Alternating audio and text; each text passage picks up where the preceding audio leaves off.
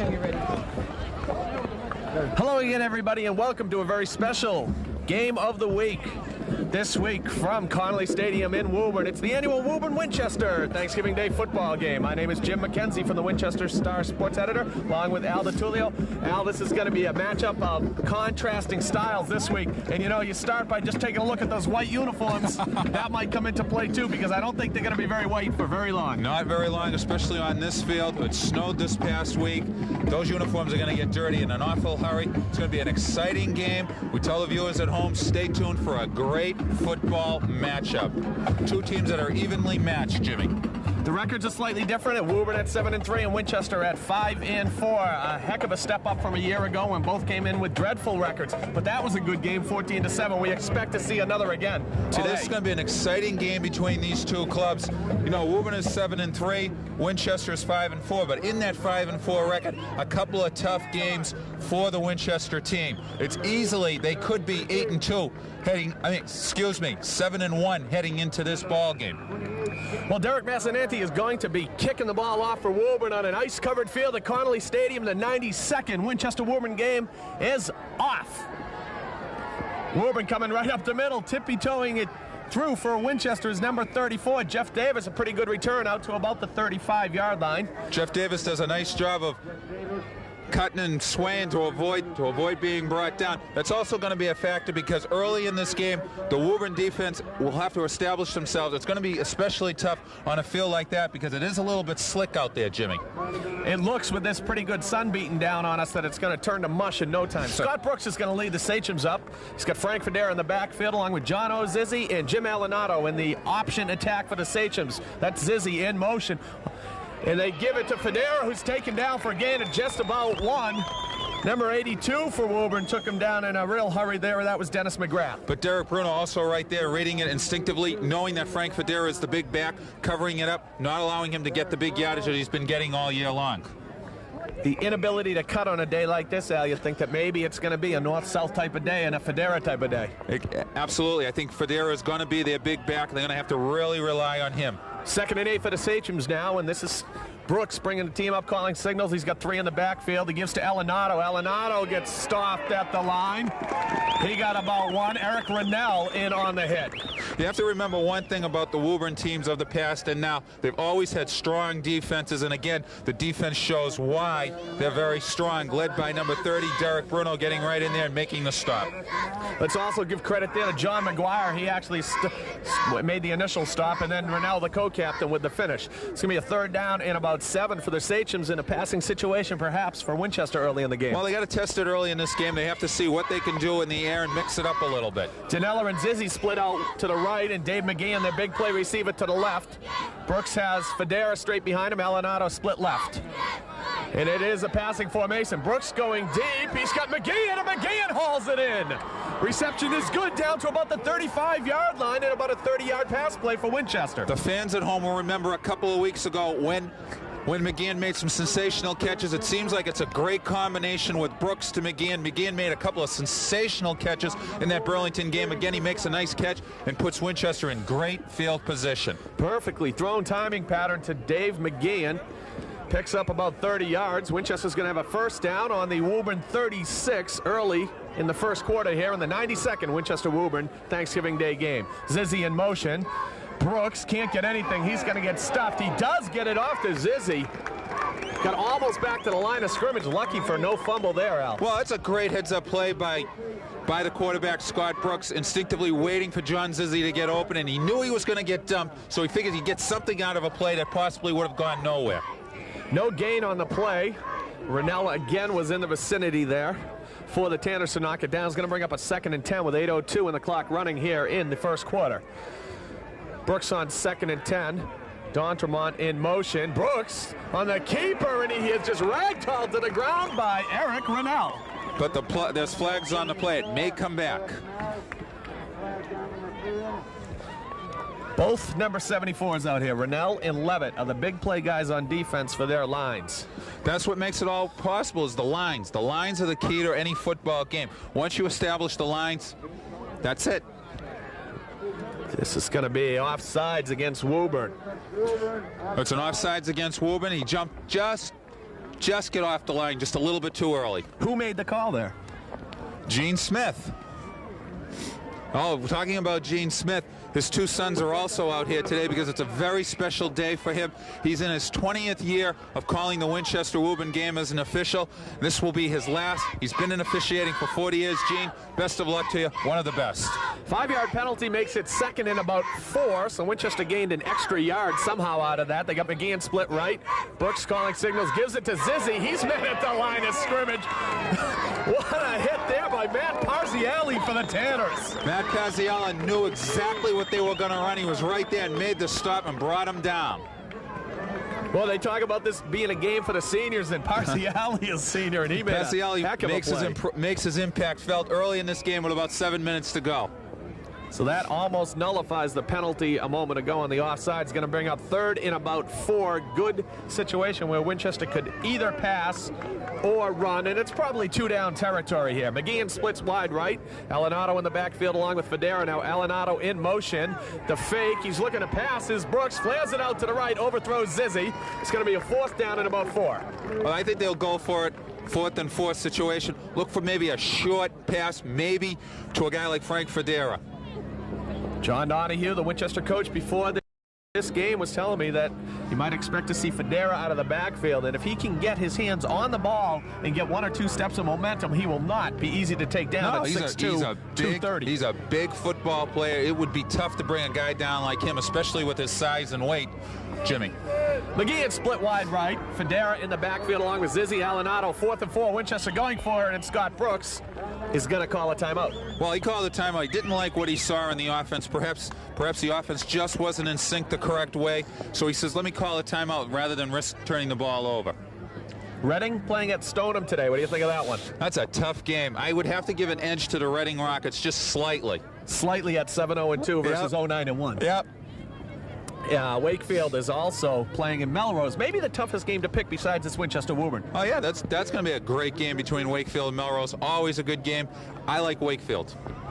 Those are the two teams that it would appear are battling for first place in the Super Bowl berth, but Rocky Nelson says with a little bit of help, Woburn can sneak into a tie for first place. They can't go to the Super Bowl, but they can get a mathematical tie for first place if both teams are upset. Well, that's Rocky for you. Rocky's always thinking of those possibilities. 4th down and 4 after the timeout. Brooks, still white in his uniform, up at the line. He's got McGeehan split wide right. He's got a full house backfield, and he is going to pass it. The pass is wide open, and ball is dropped.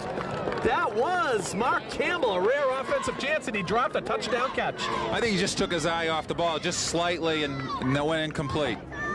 Boy, Winchester had him fooled on that one. Mark Campbell has not got a lot of chances offensively this season. He's a senior again, and it's those seniors that tend to get the chances in these games. I think there's pride in his guts on both sides of the ball with Winchester and Woburn. Both sets of seniors want to do well, so the adrenaline is flowing just a little bit.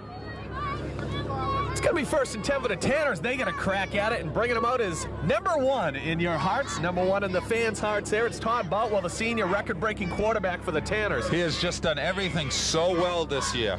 You're going to see a lot of this. They're going to start in the shotgun formation with Reardon split to the left along with Mike Ingalls. Massinanti looked like he might have moved early, but they'll give him the break. Passes to Massinanti, and boy, is he popped by Mark Sullivan. Mark Sullivan just gave him a nice shot saying, hey, pal, you got the ball off, you got some yardage, but you're not going anywhere without a message. Pickup was exactly 10 yards. It'll be a 1st down. Massinanti over the middle, and the junior Mark Sullivan from the Sachems came up and absolutely leveled them. That's an area where Winchester has to be very, very careful, is in that secondary. Winchester's a little bit weak there. They need to really step up their game and really concentrate in that area, especially with short passing. John Simpson split left. He's their biggest play receiver and leading receiver. This is Ingalls in motion. Boutwell, the give to Driscoll, met at the line. It looks like it was John Levitt in the middle of that. Also number 79, who is Salvucci, I believe. No, that's McGonigal. He's got the different number. McGonigal was right in the middle of that. We talked about a guy stepping up his game. John Levitt has stepped up his game all year long by making plays like that. That's what makes the Winchester defense one of the better defenses in the league. Michael Ritter, number 3 for the Tanners, brings the play in for Boutwell. He's passed for 474, plus that 10 gives him 1474 rather. Plus that 10 is 1484. He's 16 yards shy of the magical 1500 mark for a high school passer. That's quite an accomplishment. Massananti in motion to the right. Also out there is Ingalls. Boutwell from the shotgun. Winchester bring the blitz with Federa. He gets met at the line. Boutwell is popped.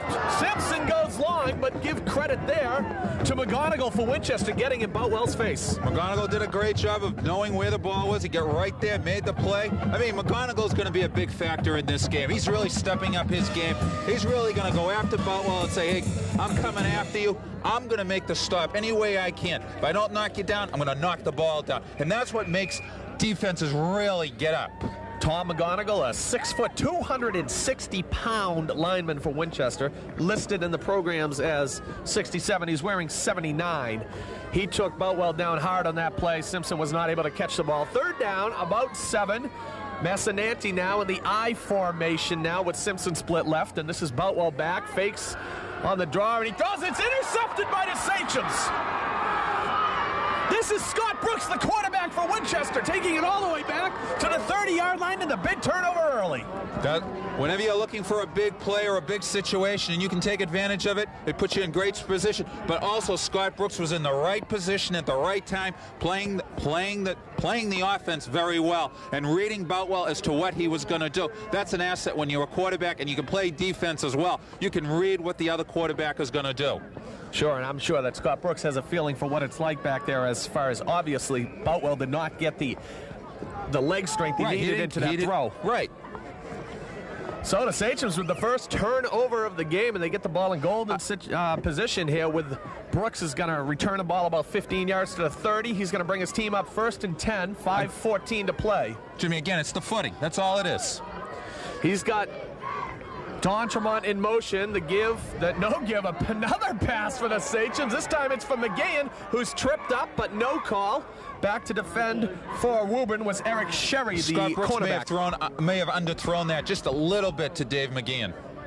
Well, you know, no surprise here, huh? You know, you get 10 days off between these last couple of games, 10, 11 games, 12 days, I guess it is, actually. And all of a sudden, they come out and Winchester throwing like crazy. Yeah. I mean, a layoff sometimes hurts you rather than helps you.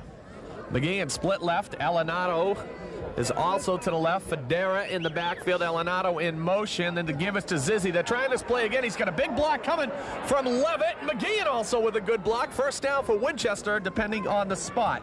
Down around the 20-yard line. That's what we're talking about. You need big plays. You need big situations to happen. And John Levitt again throws a nice block to open it up for John Zizzi.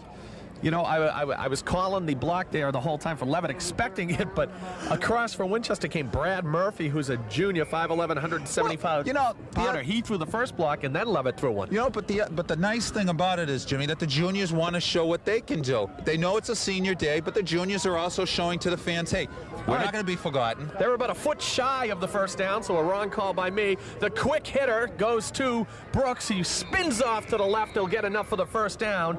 You can see the mark down there. It'll be a first down just inside the 20 for Winchester. What the Winchester offense needs to do is drive the ball down, score the points, and put the ball into the end zone and make the Woburn defense really work and really set them on their toes. You know, Woburn has a slight edge with a 7-3 mark, and Winchester has a 5-4 mark, but that really doesn't indicate what kind of a team Winchester is. Outside of 2 losses early in this year, Winchester is in the hunt for the Middlesex League title. Zizzi split to right, now he's in motion left, and this is Federa up the middle. He goes nowhere. Taking him down was number 32, Rob DeBerrio, 6 foot, 190, took down Federa at the line of scrimmage. That's what you have to do. You have to wrap him up. If you want to bring a guy down like Frank Federa, you have to wrap him up and bring him down. All right, but you get some extra help. So what? As long as you bring him down. I don't know which people have the advantage on a day like this. The big, heavy guys like a Federa, or the lighter kids, the 150-pounders who can really scoot around on the ice. Either way, it's a loss of about 1 there. It's going to be 2nd and 11. Federa now is in the backfield along with Elinato. They're trying the option left, and Brooks is going nowhere, and he is taken down again very easily by Dennis McGrath, his second big hit of the day. Well, Dennis McGrath is coming up big. I mean, Dennis McGrath has made some big stops all year long. Again, he's not doing anything differently than he's done all season long.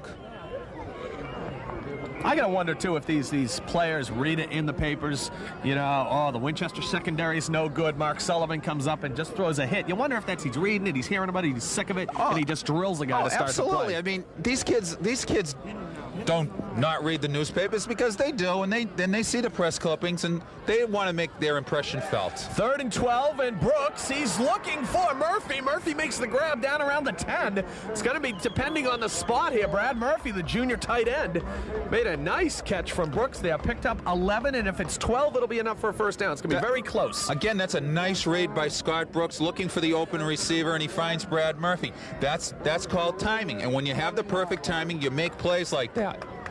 4th down and about a yard to go. 2:26 to go. Winchester was stopped on its first attempt on 4th down earlier, but they got the ball right back on the pass interception by Scott Brooks. Now it's 4th and 1. It should be. Scott Penn is in the backfield. Big number 58. Look for this play here. It's the fridge in the backfield. It's a fumble, and it's recovered by the Tanners. Doesn't matter either way because they would have had the ball, but Derek Bruno comes up with a fumble. Well, he made it happen. I mean, he popped it. He made the Winchester defense miscue on the play, and Bruno comes up with the ball and puts Woburn in pretty good field. It puts Woburn in good shape to try to get down the field and put some points on the board. This isn't going to be a high-scoring game, Jimmy, by any means, because both defenses are strong and are able to control the ball. I think 6 points is going to be the difference in this game. That was my prediction. 19-13, Winchester. Here we go now. Boutwell bringing his team out again. First down. He's down around the 11-yard line. They got about 89 yards to go. He's got Driscoll in motion. Now Joey calls him back, and he skids the other way. Driscoll takes the pitch right. He's got running room. He gets outside. Finally, Mark Sullivan is out there to take him down. Driscoll picked up about 7 or 8 yards. What makes that play work is the guys up front. They open up the holes. When the holes are opened up, and Nathan Driscoll is one of the better running backs, he finds that opening, he takes advantage of it. And also another thing that Winchester needs to do is they need to step up their game on defense. They need to get in there, make some more big hits. 2nd down and about 3 here, up at the 18-yard line. The line to make is the 21. He's got Nathan Driscoll again behind him. Boutwell with Simpson split to the wide right. Now in motion. Look at Boutwell just fighting his way through. He's getting up toward a first down. He's taken down by Federa. Looked like a broken play the whole way, but it might have been intentional. But yeah, hey, a broken play, if it works, you take advantage of it. But Boutwell did a nice thing, though, Jimmy. He's patient and he's poised. He saw nothing was open. Rather than risk throwing the ball, he took advantage of the opportunity and possibly got a first down. I think they did get the first down. Gonna call it 3rd and about 2 feet they got to get here. They got to get across the 21. They're just over the 20 right now. Boutwell's got all sorts of weapons here with Simpson splitting to the left. He's got Reardon in the backfield with Massinanti and Nathan Driscoll. And this is where the Sachem's defense, especially in the secondary, has got to be very careful. They didn't do anything except let Boutwell keep it right up the middle for an easy first down. Well, you knew they weren't going to do anything risky with 3rd down and less than 2 yards to go. I mean, they were going to do the safe thing. But what I'm trying to say is that Boutwell's got to be Boutwell is going to throw the ball. He's going to test that secondary, and this is where the defense has to really step up. The guys on defense in the secondary have to really be careful. First down for the Tanners. They're up to about the 22.5, 23-yard line. Simpson splits to the left. Reardon goes out to the right wearing number 3. Driscoll in the backfield. And more splitting out involving Ingalls and Massinanti with now Boutwell from the shotgun. First down with Federa blitzing. He doesn't get through, but the rest of the Sachem line does. That was John Levitt on the blitz, and he got him down easily. Well, that was a designed play by John Levitt and the coaching staff. There was nothing open. Boutwell took too much time to get rid of the ball, and John Levitt took advantage of it and was right there to make the play. Well, that was a respect factor there. Federa blitzed through the middle as the end of the first quarter here. So we're going to take a break. We're going to come back and bring you the final 30 minutes of this game. Scoreless at the end of 1.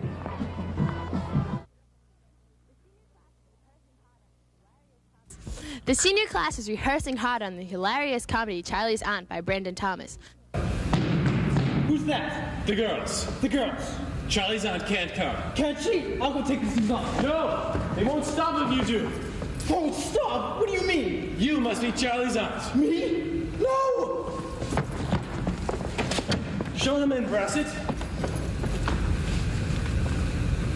Ah, you got back. So glad. Yes, you've been longer than we intended, but Amy wanted to get some flowers for Charlie's aunt. Has she come? Yes, has she come? I hope she's come. Oh, yes. She's come. Donna Lucia, Miss Betty, Miss Verdun, Donna Lucia Dalvadores, Charlie's aunt. Go on, say something. How do you do, my dears? We called upon you before, Donna Lucia, but you hadn't arrived. And we've brought you these beautiful flowers. Oh, thank you. I hope your journey from town hasn't tired you. Oh, no, it was rather jolly. Pleasant, I mean. The deuce am I to do with these things? Stick them in your dress. Please come and be a part of our audience. Show dates are December 5th and 6th at 7:30. Tickets are $5 and senior citizens are always free. Thank you. Welcome back to Connolly Stadium in Woburn. This is the 92nd Winchester-Woburn Thanksgiving Day football game. They've actually been playing against each other for 105 years. Oof. They've been playing on Thanksgiving morning since 1928. Woburn, with Todd Beltwell at quarterback, is facing a second down and about 18 after the sack by John Levitt of Winchester. This is Boutwell rolling out for Dara, giving chase to Boutwell, and it's Mark Sullivan with another big hit. Gain of about 1 there for Boutwell. Well, Mark Sullivan's tired of reading about, the Winchester secondary, the Winchester defense being weak. He wants to make the impression saying, hey, Winchester's defense is just as tough as the Woburn defense, and he makes his presence felt. That's 2 blocks now and 2 good, strong hits that Mark Sullivan has made.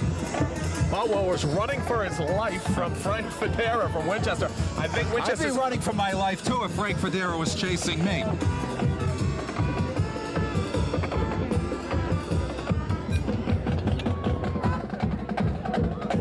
You're looking at Cheapskate Hill, which is no longer free. It's $1 this year for Cheapskate Hill. One of the great bargains in the Winchester Woburn history is now $1. How can they charge $1? They're charging $1. I can't believe it. It's going to go to the press box, though, honestly. This wonderful press box that we have here, well, that we will have within a year or so. So when we come back in 2 years, the press box will be built. Absolutely right. Press box was burned down in the middle of the sports season this year. It was one of the really ugly incidents involving, I don't know, somebody lit the thing on fire. Why would anyone do that? I have no idea. But we're getting a break today with sunny skies. It was expected to be, I think, a lot colder than it is here today. There's an excellent crowd, as usual, for Winchester-Woburn. It's not for a Super Bowl berth, but it's Winchester-Woburn. But, a lot of people don't think of it as a Super Bowl berth. People just come out and watch this great tradition between 2 good schools and 2 well-coached teams, Jimmy. Third, and a full 20 yards to go, and let's see the Air Tanners at their finest here with Boutwell back. He's got about 14 receivers.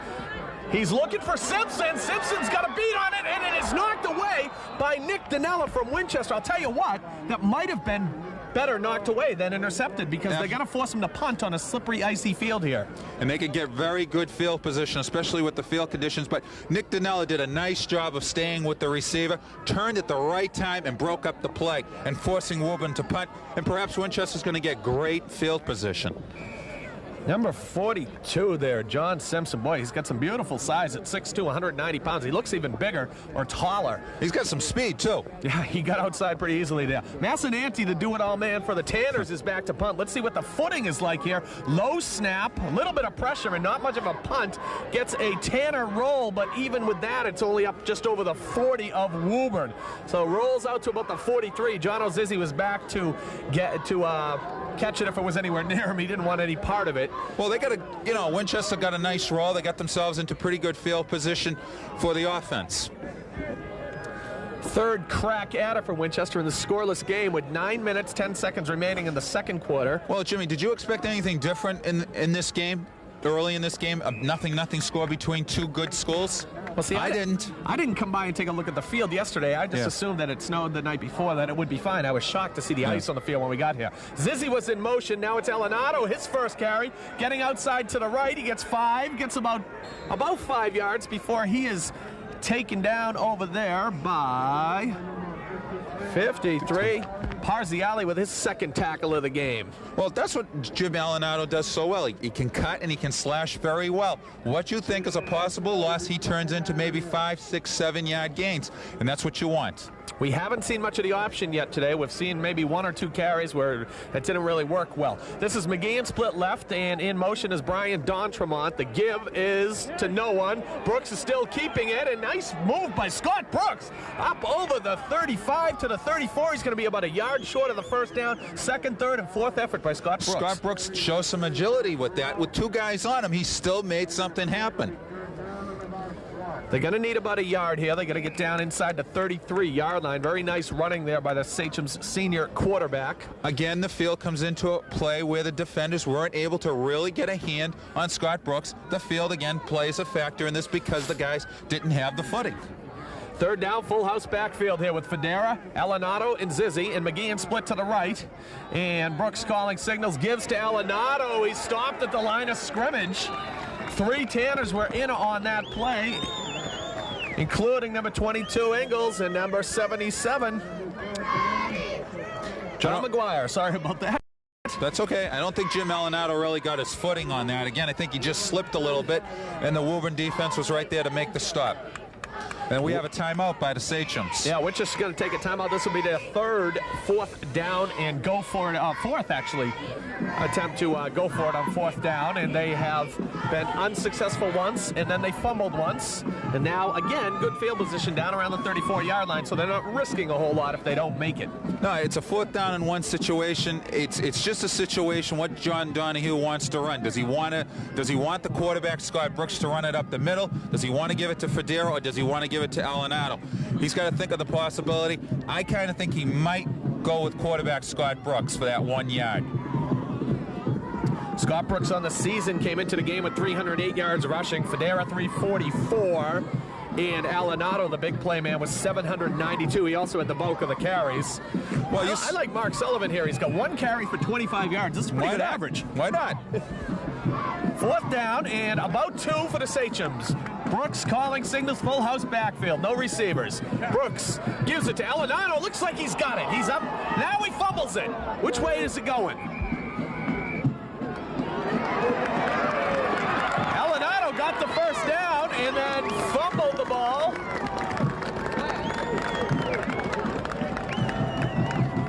Coming up with it was number 30. 12, Eric Sherry. Eric Sherry came up with it. Good call. Thank you, Al. No problem. It looked like Alanado may have coughed the ball up just a little bit as he hit the ground, but I think Sherry threw a little extra hit in there, and that forced the ball to come loose and put Woburn in good field position. So 1 interception for the Tanners, 2 fumbles for the Sachems, both on 4th and short, interestingly enough. And now it's a first down with 7:32 to play in the first half of the Tanners. They're down at about the 31-yard line, and Boutwell calling signals. His tailback Driscoll slips, gets a couple of yards before he is taken down by McGonigal. Well, I think that was just a very safe and cautious play. Just see what you can get out of it, and then wait for the next call by Rocky Nelson and his coaching staff. You know, Woburn has a multitude of different things that they can do. They can spread their offense, they can throw the ball, they can run, they can do so many different things. And this is what Winchester has to be leery of, especially in their secondary. 2nd and 8 now as Simpson goes left, ran it to the right, Ingles in the slot right. Backfield is Driscoll, back to pass is Boutwell.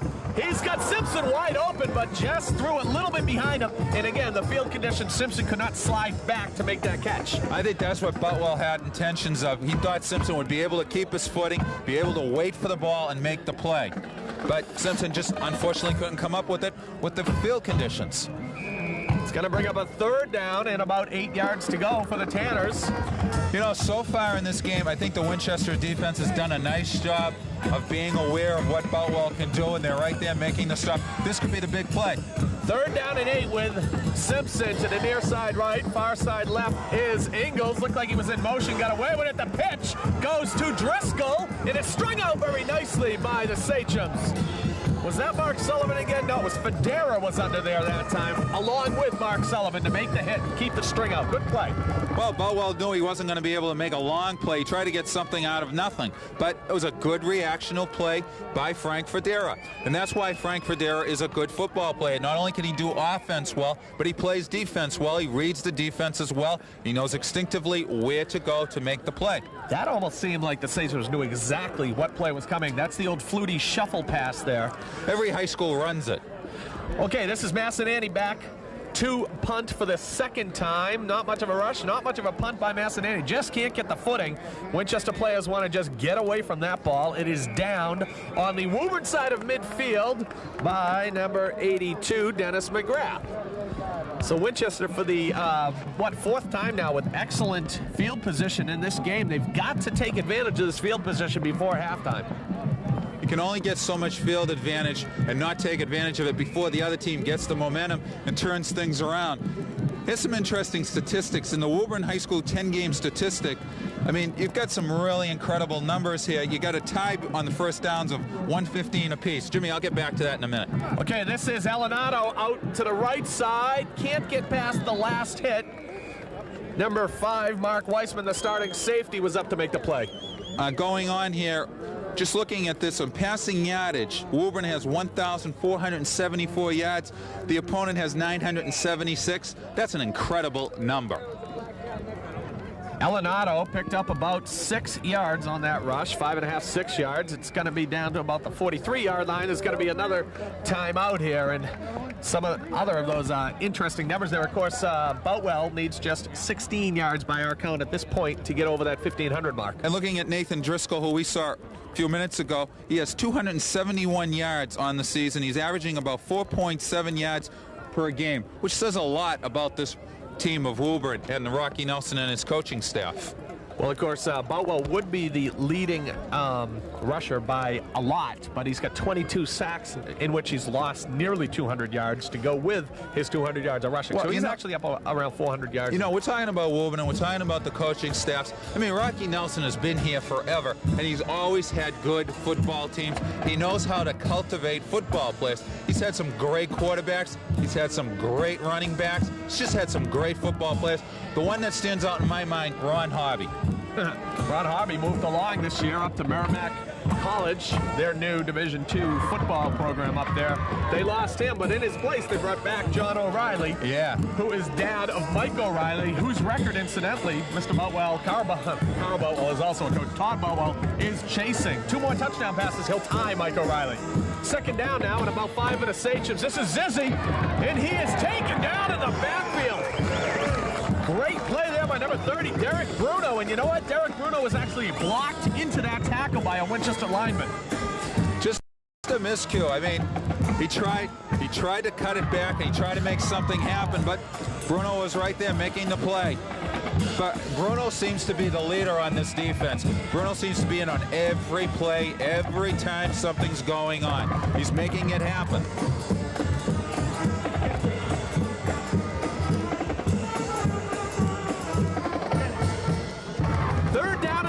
The Sachems now back toward midfield. They're at about the 47. They've got to get down inside the 40. This is Brooks all day to pass it. He's looking for McGeehan, and McGeehan is not able to make the play. Eric Sherry with his 4th good defensive play of this game.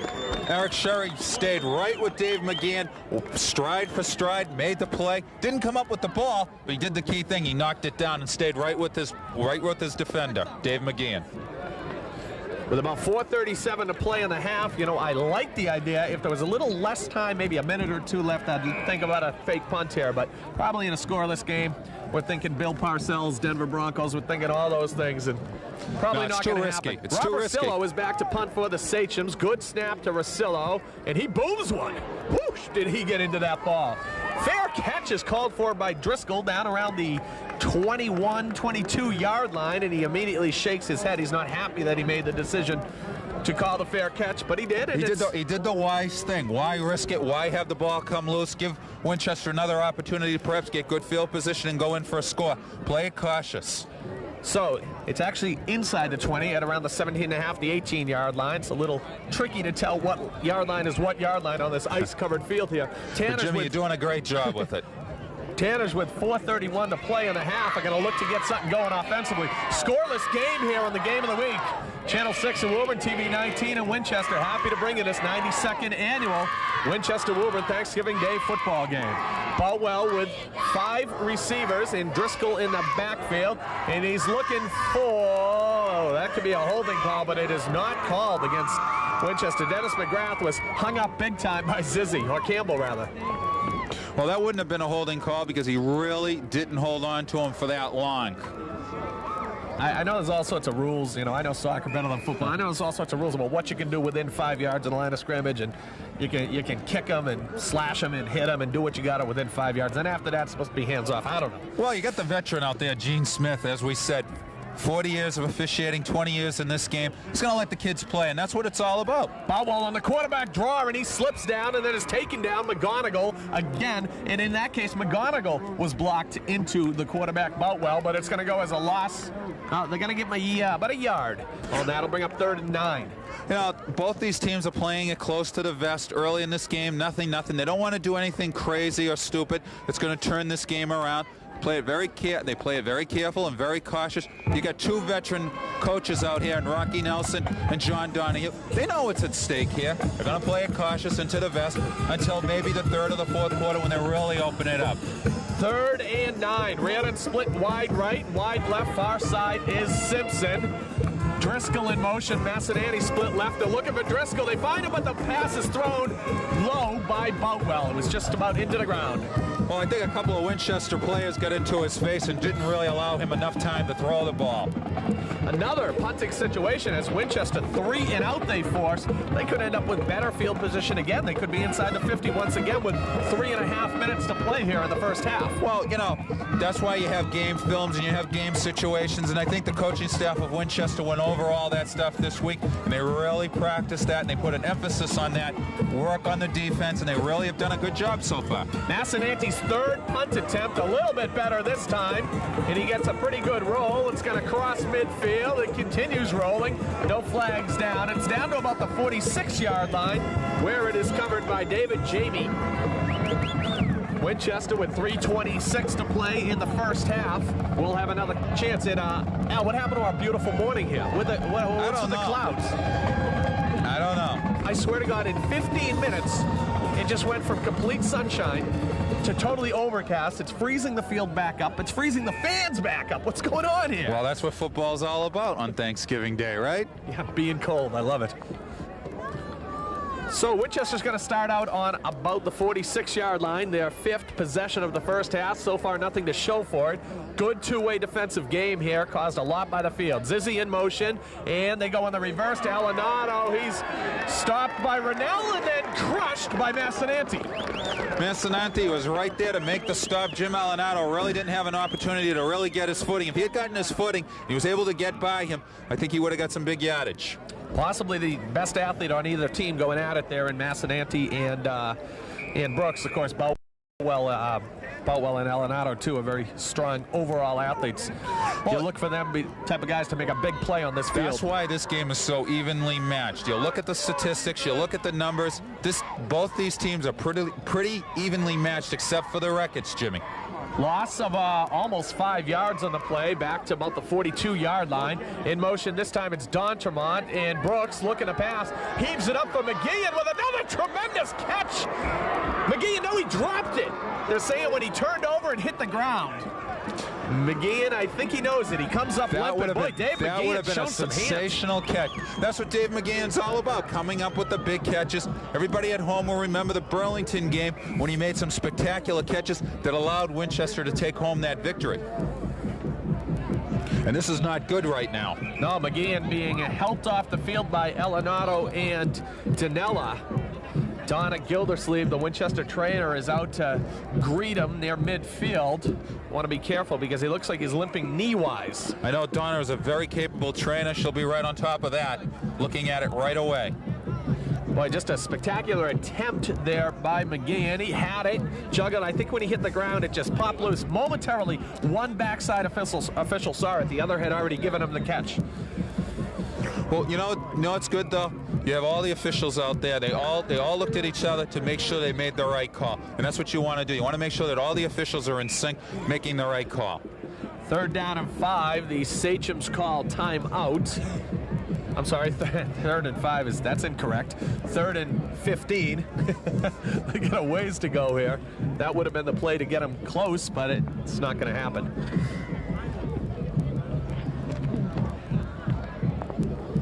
You know, running down the records here, we see Reading is 6-0. We see Wakefield 7-1, Woburn 6-2, Winchester 5-4 coming into this game. I mean, it's been a balanced Middlesex league this year, Jimmy.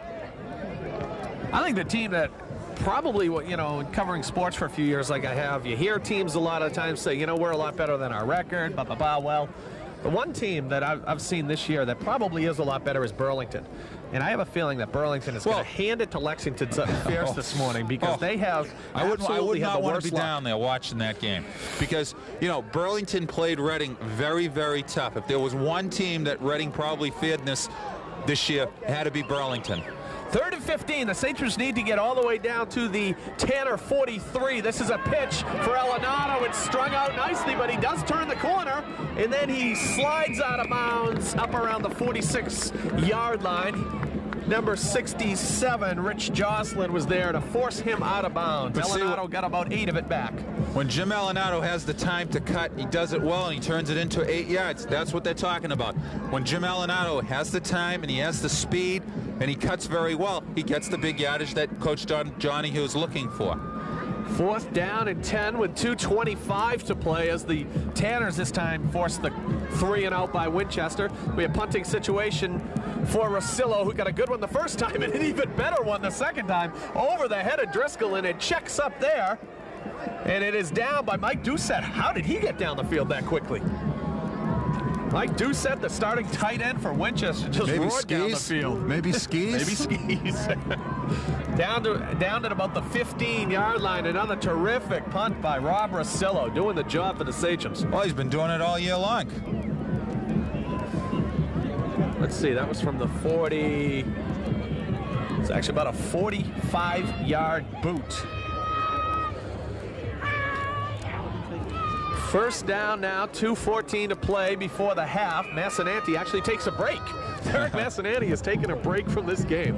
That's his first play on the sidelines. Boutwell, full backfield. He gives it to Driscoll, breaking it to the right. Hit Mark Sullivan again with a tremendous hit on Driscoll. I like this. That's what it's all about. Give him a nice little pop saying, hey, pal, you ain't getting by me. I'm going to give you a nice little pop to remember me by. I know Mark and his whole family, of course, Andy, the great pitcher, who's now over at Boston College. I got to believe that Mark's going to have something to say to me about something I probably wrote in the paper this week about him getting burned. Well, maybe he knows you're doing this game, and maybe he wants to set the record straight. Mark Sullivan has come up with 2 of the real crunching hits, one on Massananti on the first play of the game for the Tanners, and just then on Nathan Driscoll. This is going to be a 2nd down. He did gain about 2 on the play. A 2nd down and 8 from about the, what is it, the 13-yard line? No, about the 15, 16-yard line. 2-minute warning has occurred and gone, so it's 2 minutes to play in the first half. Scoreless game, and people's predictions of 36-34 are starting to go out the window here. This is Driscoll up the middle. Boutwell got hit late by McGonigal. He's looking for a call, and no, it was Federa that crushed him, actually, pretty late. You won't see a call in that. I had a talk with Federa this week. They have a history going back together, him and Boutwell. Freshman year, Federa broke Boutwell's wrist, actually. Boutwell's had a broken wrist, a broken ankle, and a broken leg, I believe. A broken finger. He's had it all in high school. Of course, he missed most of his junior year, as did Federa. This is a big payback game for them, and they're key players from both their teams. 3rd down now and about 4, maybe 5 to go here, and it is Federa's all over the backfield, and then coming in to finish him off was, guess who? Mark Sullivan.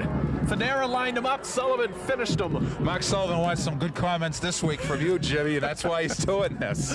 I'll tell you what, Mark Sullivan playing like a senior, but he's a junior, wearing number 14 for the Sachems. And my other pregame prediction about the black uniforms, that's not coming true either. I guess there's no mud whatsoever out there. It is just ice. 50 seconds remaining. Running here. I'm really impressed with Mark Sullivan. He's really stepped up his game. He really worked hard this week in practice.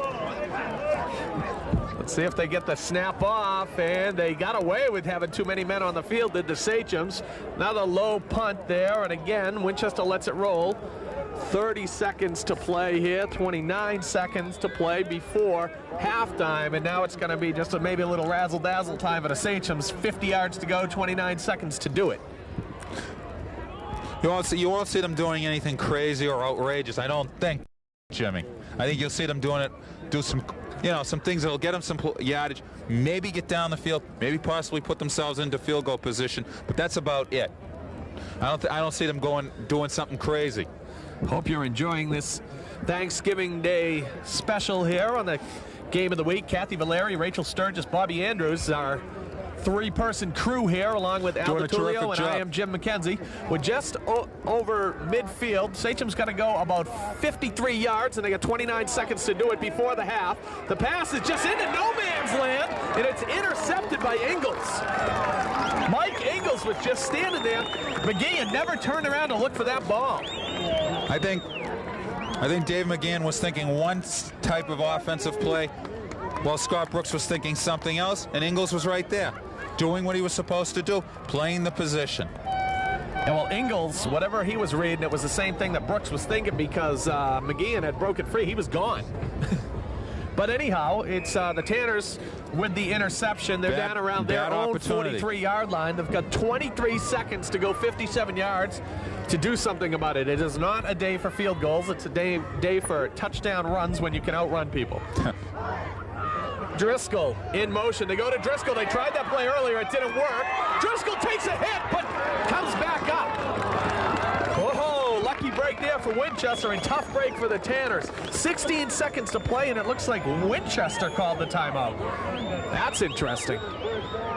Oh, they pointed toward Winchester. Oh, maybe they were saying first down towards Winchester, but for I Woburn, believe it's a Woburn timeout. Thank you, Al. No problem. I'm a mess here. They're down around the 43-yard line. They've still got a big chunk of real estate to cover in 16 seconds to do it. We saw that burst of speed. We saw that burst of speed by Nathan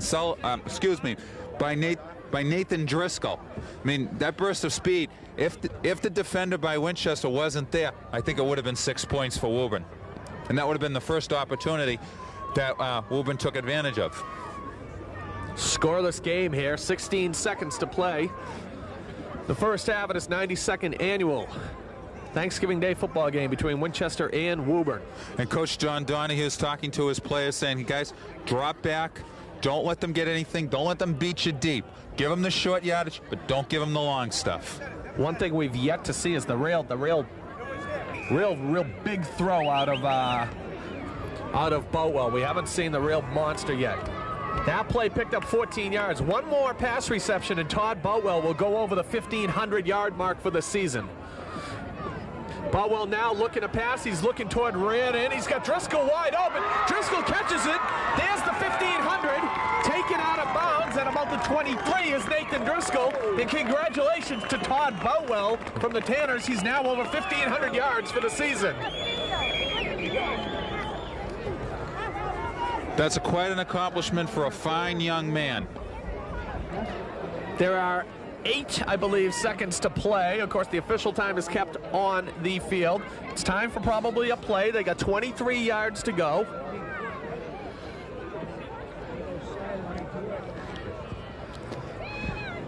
It's always nice to see a high school athlete such as Todd Boutwell accomplish a great feat. Todd, congratulations. Oh, of course, coming back from the injury, too. Oh, absolutely. And I really think that Boutwell and Federa's injuries were the real telling blows to their teams a year ago, when both teams suffered their worst years in well over a decade.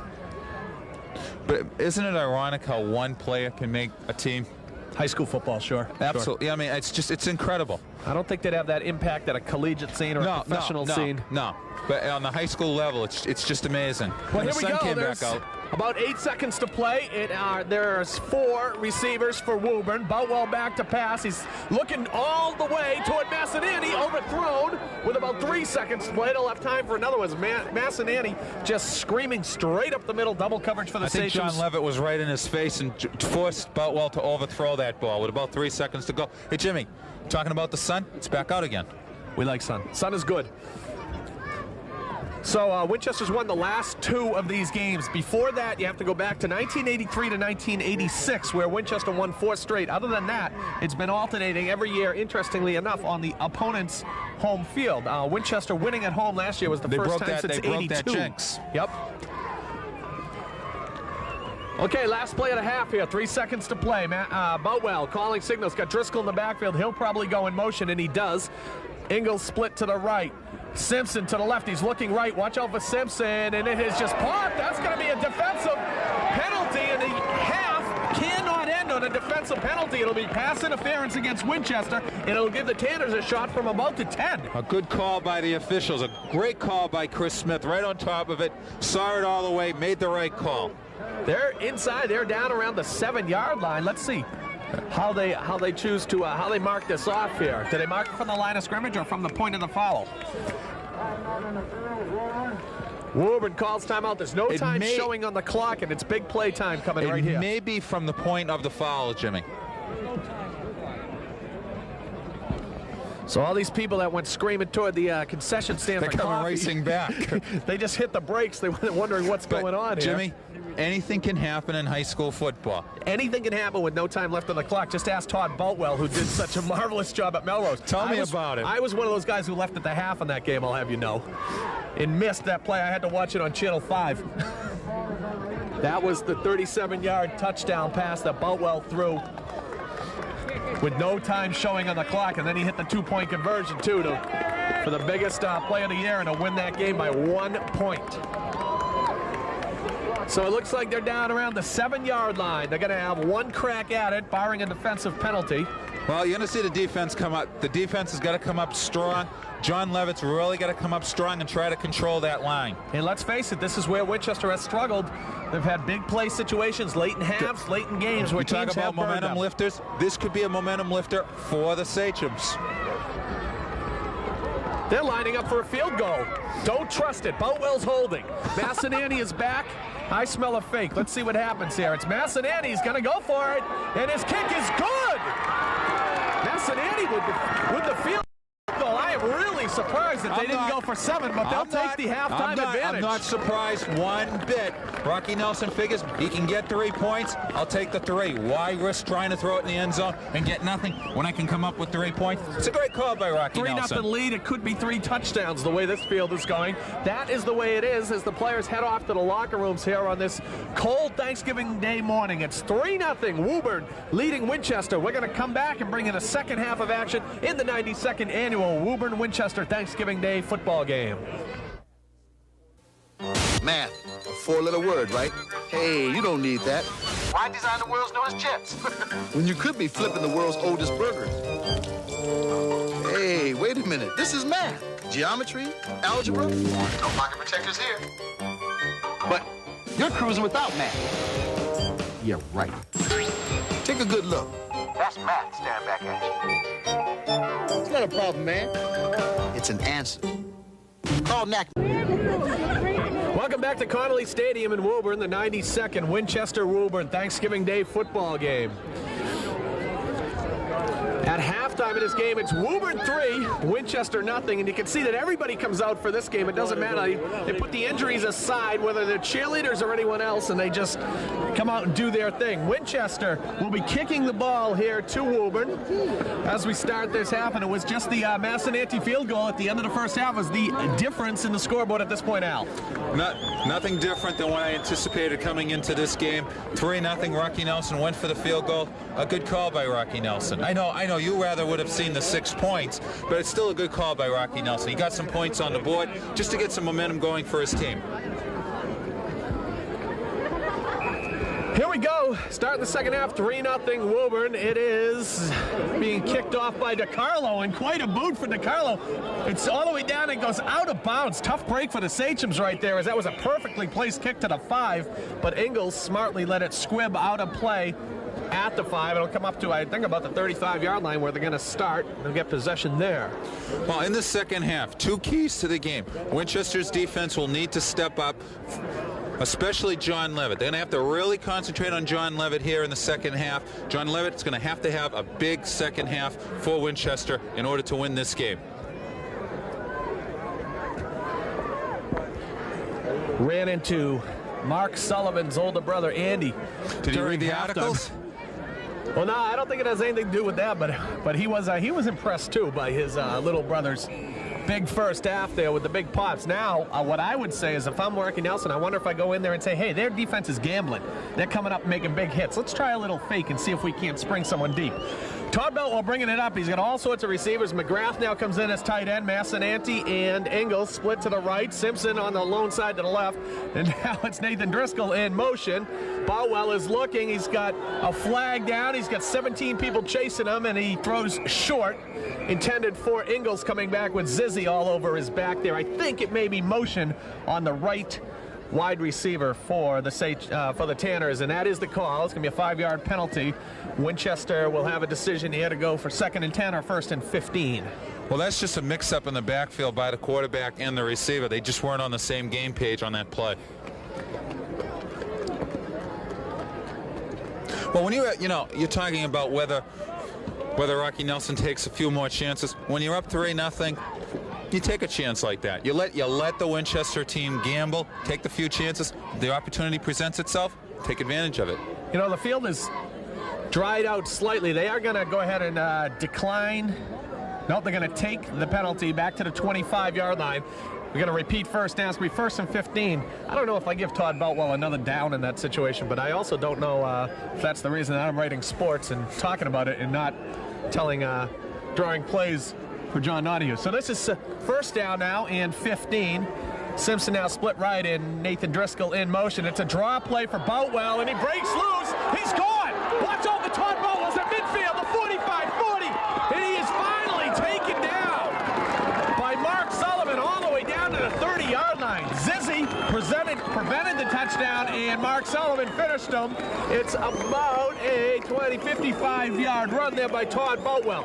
Well, give Derek Bruno a lot of credit for allowing Todd Boutwell to spring free and turn it into a big gain. That's what we talk about, making things happen. The guys up front, especially a guy like Derek Bruno, throwing the key block at a key situation that allows your quarterback to spring free and turn it into a big yardage. All right, so I gave Boutwell about eight extra yards on that run because he slid so far. But either way, it's first down on the 33. So Tanners hit him with a quick draw play for Boutwell to begin the second half. 1st and 10. The give is to Driscoll up the middle, dragged down by Federa. He does get about 5 or 6 yards out of the play. Nice second effort by Driscoll. Well, they're just starting to find the little holes that we talked about. When you find those holes, they present themselves, the receivers and the backs will take advantage of it. Call it a 5-yard pickup for Nathan Driscoll. It's going to be 2nd and 5 now, down inside the Winchester 30 at about the 28-yard line. Tanners leading the Sachems 3-0 here in this 92nd annual Winchester Woburn Thanksgiving Day football game. Split wide right is Mike Ingles. To the left is John Simpson. In motion again is Driscoll. Back to pass is quick hitter over the middle. Nice defense there. And the call is coming against Ryan Duffy, who thought all he got was the ball. No, he was all over him. That's a good call. They're going to call pass interference, maybe holding technically, against Ryan Duffy. It is pass interference on Duffy, the junior linebacker, outside linebacker for the Sachems. That's going to give a first down for Woburn, and the spot will be at about the 22-yard line. As we mentioned early in this telecast, it's kind of a special game for one of the officials, Gene Smith, in his 40th year as an official, 20th on this Thanksgiving Day game. After this game, he'll be retiring. He's with his 2 sons, Chris and Andrew, who are also officials, and it's quite a thrill to be with your sons. Reardon split to the right. Ingalls inside him. Massinani lines up as in a tight end position on the right-hand side. Simpson by himself on the left. Waiting for the play clock to start here. 8:37 to play in the game. In the third quarter, rather. 3-0 Tanners over to Sachem's. First down and 10 at the 22-yard line. Boutwell from the shotgun calling signals. Looks like he changed the play. Rush is coming from Winchester, and Boutwell sprints out to the right. Mark Sullivan bumps him out. He picks up about a yard and a half on the play. Well, Boutwell had nowhere to go because it was contained very well by the Sachem's defense. It did look like Boutwell changed the play at the line of scrimmage. Be interesting to see how that simple run up the middle, the draw play by quarterback Boutwell, changes Winchester's defensive alignment, because it has to change it. The immediate thing that they did right after that was go to the pass, and it seemed like the field was a lot more wide open for Boutwell and his receivers to operate. If Winchester wants to get the momentum back, they need to make a big stick right now. Maybe go after the quarterback, force him to throw the ball, or perhaps come up with the ball. 2nd and 9. Driscoll in motion. Boutwell by himself in the backfield. Not much of a rush. Massinani's wide open. Touchdown, Tanners! Massinani up the middle. Lost his defender, Scott Brooks, and caught the easy 21-yard touchdown catch. He made it look easy. It's just a great situation with quarterback Todd Boutwell to number 10, Derek Messianti. He does a great job of finding the quarterback. Why did that play work? It did not work. The play did not work. No touchdown for the Tanners. There was a penalty on the play. Oh, wow. I didn't even see the flag. And is that ineligible man downfield or something? I think that's what it is. Did you see the flag come down? I didn't see the flag. I didn't see it either. I saw it. It must have come down late. No touchdown for the Tanners, so they're going to bring that back, and it's going to cost him yardage. There's a whole lot of discussion going on out in the field. I have no idea what the penalty was. I think it could have been it's an ineligible receiver downfield. Yeah, they started with the 5 receivers, and clearly another one went out. Okay, Rocky Nelson is discussing it now as to why it's the ineligible receiver downfield. I think Rocky Nelson's got a legitimate beef on that one. Well, take the 6 points off the board. He would be an eligible receiver. And as I said, I think Rocky Nelson has a legitimate beef out there. And is that a loss of down as well? I believe it is. I think it's 3rd and 15, it looks like to me here, from about the 25-yard line. They've got to get down to the 10. It is definitely 3rd down. 15 yards to go. It's a loss of down penalty. Now look at this, all sorts of scrambling in the Tanner backfield. Watch out for something special here. Simpson finally lines up wide right. Ingalls inside him. Massinani is the tight end. Driscoll in motion. And plenty of time as Boutwell goes deep. Massinani trying to make the catch in the end zone, but it's tipped away. 3 Sachems back there, and it was Zizzy. Actually breaking up the play is number 7, Scott Brooks, right there, playing it stride for stride, right there, breaking up the play. Zizzy was there, and also Mark Sullivan, as nobody was fooled for the Sachems there. Nice play by Scott Brooks, his second big defensive play of the game. Outside of that flag, that still is a great play by Boutwell to Mescanti. 4th down now. They've got to get down to the 10-yard line. They've got about 15 to go. They're going to go for it. They're in that no-man's land situation at around the 25. Boutwell with all the receivers. A shuffle play to Driscoll. This time it might work, but Federa snuffs it out. He knocks him out of play after about a 6-yard gain. They tried the shuffle pass again. It worked for a minute, but Federa showing excellent speed coming across and making the hit. Give Todd Boutwell a lot of credit. He's got a lot of guts, a lot of poise, and a lot of confidence out there to make that shuffle pass opportunity come. Winchester holds on 4th down. They got a break on the ineligible man downfield. But, you know, let's face it, ineligible man downfield means there was one extra guy that the Sachems were concerned with covering, and that could have been how Massinani sprung free, so we don't know that. It's going to be a 1st down around the 20-yard line for Winchester. 8:08 to play here in the 3rd quarter. 3-0 is our score for the Tanners. Federa now, it's only about his 3rd carry of the game. He gets about 3. And he is taken down very easily by 32 Rob DeBerrio and Eric Rennell. But you see that burst of speed? That's what I'm talking about with guys like with the guys like that. I mean, once they get that speed going, they're tough. Even though he got 3 yards, he still got something out of the play. Well, Nelson told me before the game that he was concerned of Federa 3 and 4 yarding them to death, is how he put it.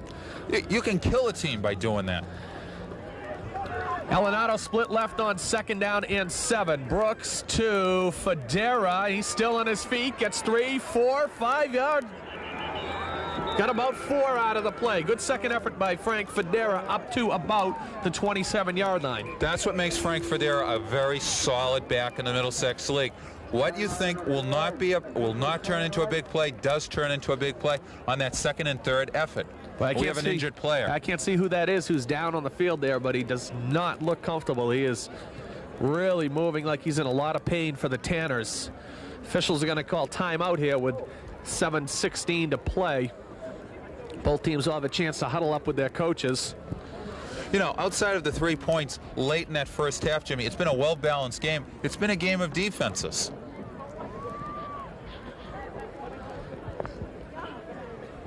Dr. Barry Dorn from Winchester is out there. It's Bruno who's down on the field. Number 30, Derek Bruno, who is a junior fullback and linebacker, 5'7", 180 pounds. You never want to see anyone get hurt or injured, especially on Thanksgiving or any day. And we hope that he's okay. He's sitting up now, and he pops to his feet, looking just fine, is Derek Bruno. That's very good to see.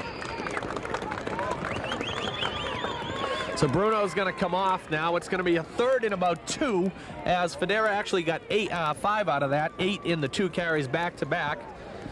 Well, it's that second effort that's allowing Federa to get the yardage. Federa in the backfield now, along with Zizzi wearing number 8, Alenado 28. Split wide left is Campbell. Let's watch him. They went to him earlier, and he dropped the ball wide open. This is Zizzi, and he just simply fell on the ice. Again, as we talked about the first half, the field conditions playing a factor. Again, they play a factor, as he just slipped. And I think if he didn't slip, he possibly would have got the first down. Punting team comes in for Winchester. Rob Rosillo doing the kicking today. He's got 2. Both of them are in the 40-yard area. He'll be kicking again with, there's not much of a wind here. He's just got better kicks off than the Tanners have. Rosillo now punting it. This is a low line drive. It carries deep. Rob Rosillo kicks it all the way back to the 20 where Ingalls gets it. Sliding down the Winchester players. Finally taken down by Ryan Duffy. And flags on the play. That was Matt Hoagland, number 23, who went sailing past there. A flag did come down. Let's see what the call is. Looks like the call's going to go against the Tanners because they appear to be a little upset. Holding on the return. That's going to move them back even further. So that was about a 50-yard kick right there, about 52 plus the penalty, bringing up over 60-yard field advantage there for the Sachems. Good job by Rob Rosillo, who right now is their player of the game. He's done it well. He's done it well all game long. I mean, he's gotten off some great punts. He's pinned the Tanners back deep every time he's been asked to punt the ball. And Winchester's in very good position right now. If the defense can hold, they can force Woburn to turn the ball over and get excellent field position. Wow, they're really knocking him back all the way back to about the 8-yard line. It was a half the distance type of penalty there. The Tanners in the almost operating out of their own goal end zone here with 6:22 to play. They're leading 3-0, which so far has seemed to be a huge advantage. Look at Simpson, was almost uncovered there, and Winchester had to waste a timeout because of that. Simpson was split wide right. Jeff Davis at the last minute went flying over there, realizing that their big play receiver was uncovered.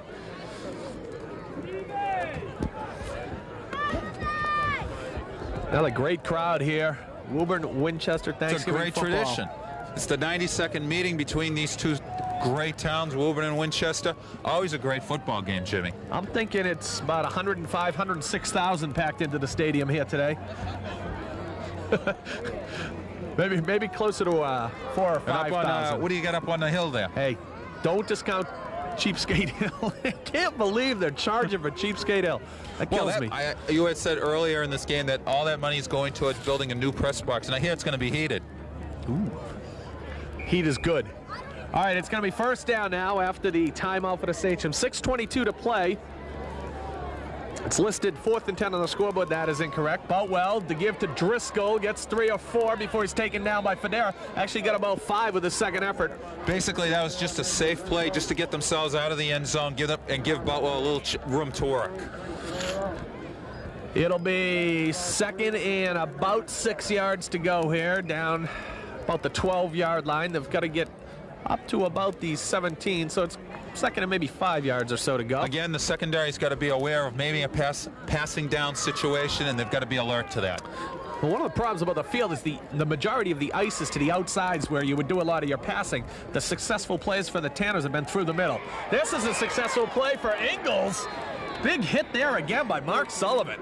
Again, Mark Sullivan. No, that was Jeff Davis. Correction. Again, correction. I'm sorry that Jeff Davis has made a nice big hit again. But also, an interesting thing is, I think Boutwell was thinking to go to Woburn's number 42, who was John Simpson, but he slipped. But number 22, Mike Ingles, was quick enough to get over there and make the play happen. But that looked like a big gainer play there. Great play by Jeff Davis, staying home. And he really popped him, too. He got low. He took a bigger man, and he just knocked him off his feet. As I said, I think intent, originally it was supposed to go to Simpson as he was split out on the other side of the field. 3rd down, 3 yards to go. A critical situation for the Tanners deep in their own end. Driscoll's in motion. Reardon is deep, and that ball is caught by Nathan Driscoll. He's going to step on everybody. Can he be caught is the question. He's finally taken down by Scott Brooks. No flags on the play, and a big play out of the backfield for Nathan Driscoll. Well, Todd Boutwell picked apart the secondary of the Sachems. This is something we talked about in this game in the first half. We talked about key situations. Winchester secondary, a little suspect, and Woburn took advantage of it. 30-yard pass play there for Woburn down to the Winchester 40-yard line.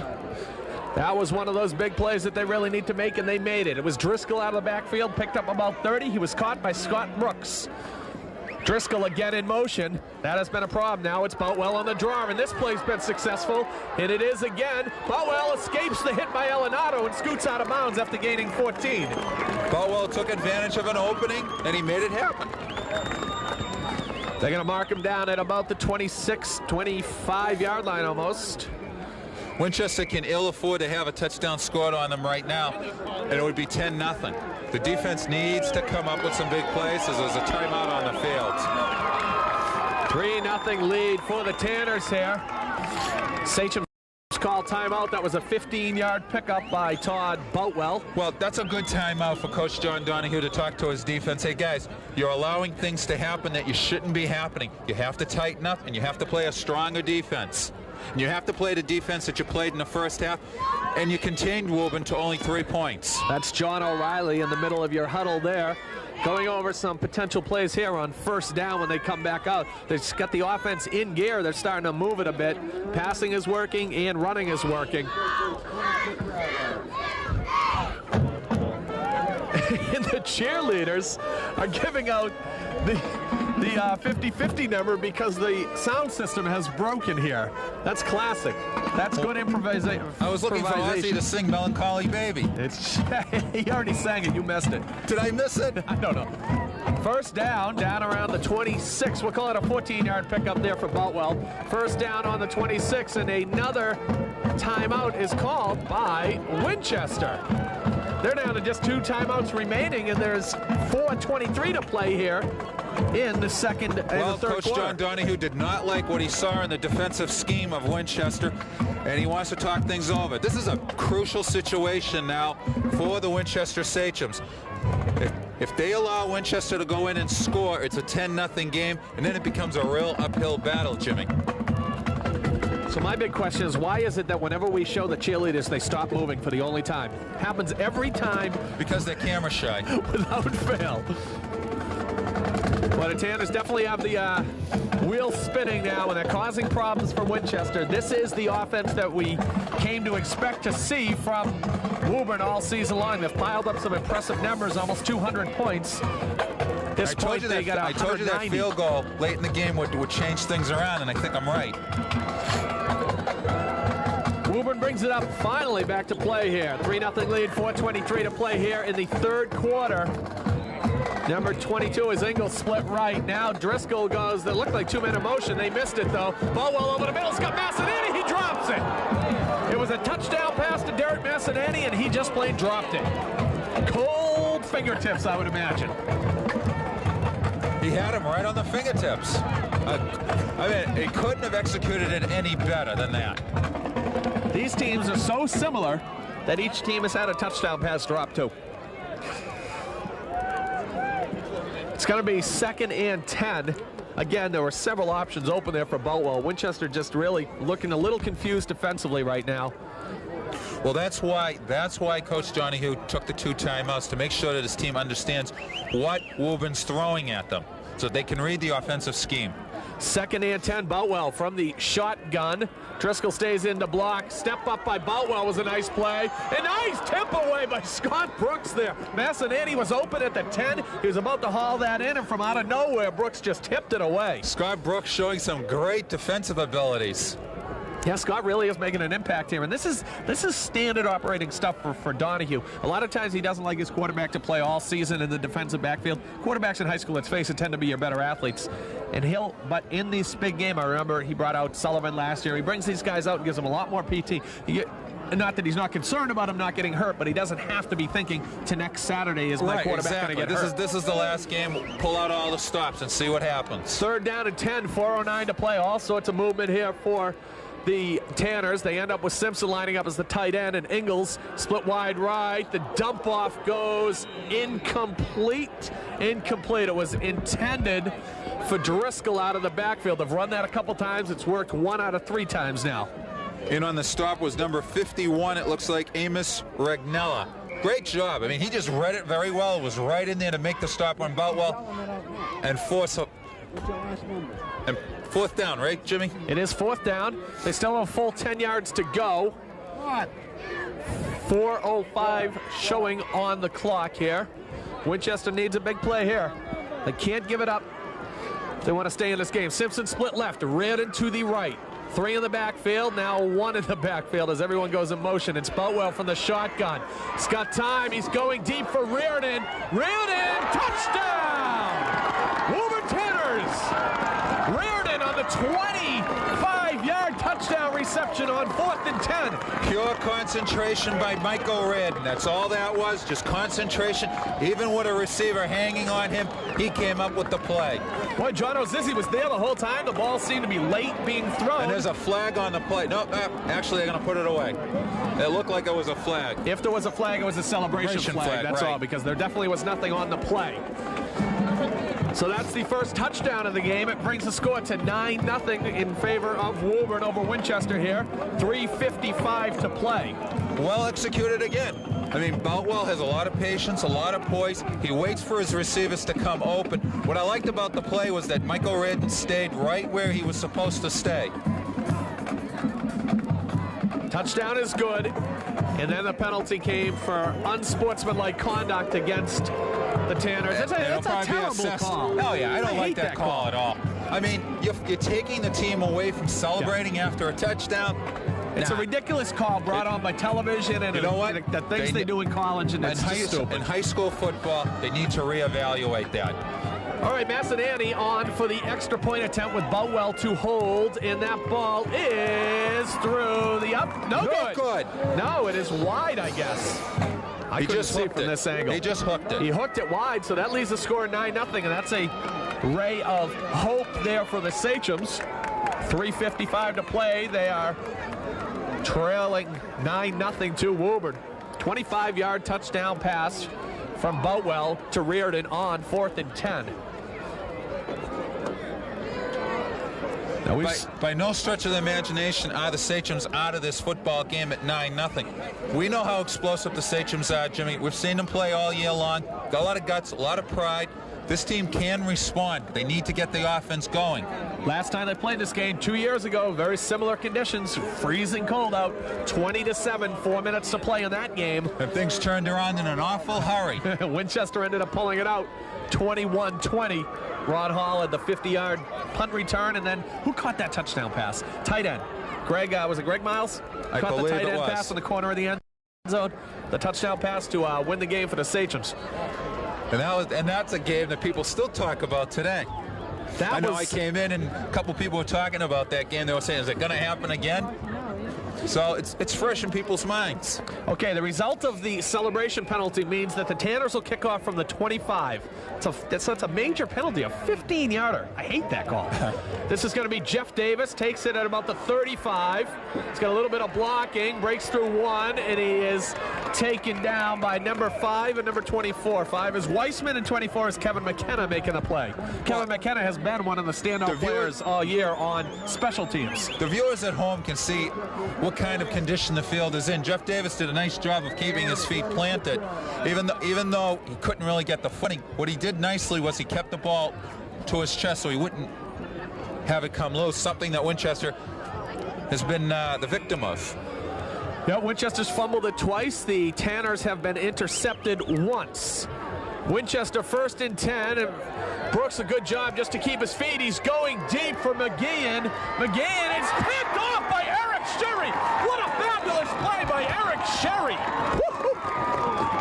My goodness, what a catch by Eric Sherry, number 12 of the Tanners. Eric Sherry played it well. He played the man and he played the ball very well. Oh my, the Tanners coming up big right there. I told you that field goal was the key in this game. When Rocky Nelson elected to go for the field goal, it gave them the momentum that they needed. That is as good a catch as I have seen all season, and it came from the defender. It's a sensational catch. That's what it is. They gotta, it goes almost as a punt is the only optimistic way the Sachems can look at that. Is all right, so we went 3 and out and punted. Timeout's going to come right here. An official's timeout, I believe. They're down at about the 23-yard line where they'll be bringing it out.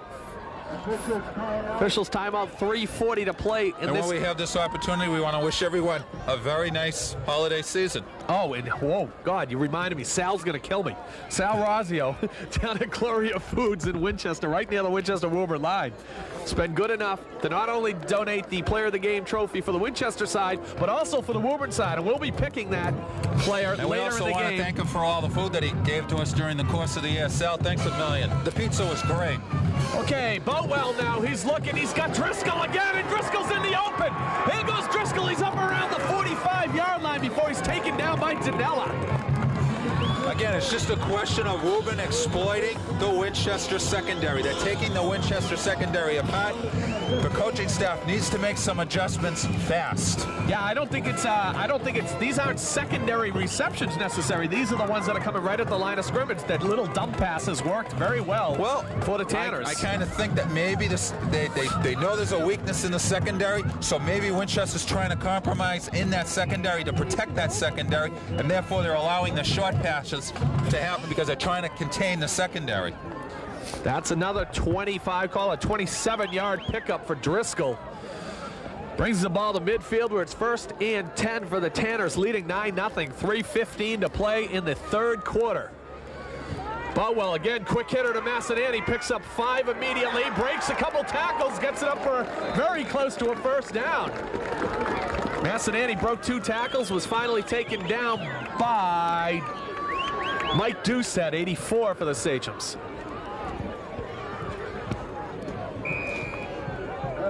They're going to measure. No measure. They're going to call it 2nd and about a foot to go here. They've got to get it over the 40. This is dangerous time. They can try any play in their book right here. Simpson splits to the right. And it's the quick hit up the middle. Boatwell on the keeper for the first down. Gains about 2.5 or 3 yards. Well, I'm starting to see that Woburn is taking control of this game. I mean, they're just wearing down the Winchester defense. First down for the Tanners will be down around the 37-yard line. Winchester needs a big play somehow here on defense or something. Let me ask you a question, Jimmy. I think you might try blitzing. Maybe go after the quarterback just to take him off his stride a little bit. It worked in the first half, but let's not forget, Winchester had all those great field position situations. Boatwell, that ball is deflected. And there's a flag on the play. And he got hit hard by Federa after it, but there could be holding coming up here on Scott Brooks. That flag came down very quickly from the side judge. See if we can figure out what the call is. preliminary indication is that it is against Woburn, and it is. That's going to march them back if the Sachems choose to take the penalty. We're talking about it right now, and it would be... I don't understand the yard markers by any means there. It would be. I don't think anyone does in high school football. First and 15. They're going to march it back 5 yards.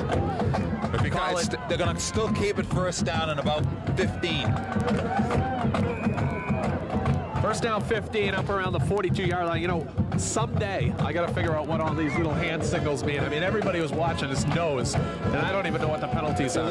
That's an illegal motion. I know the difference between a direct kick and an indirect kick. It's illegal Cincinnati is in motion right now. Boutwell looking to throw to Reardon. He finds him. Reardon, nice job keeping his feet.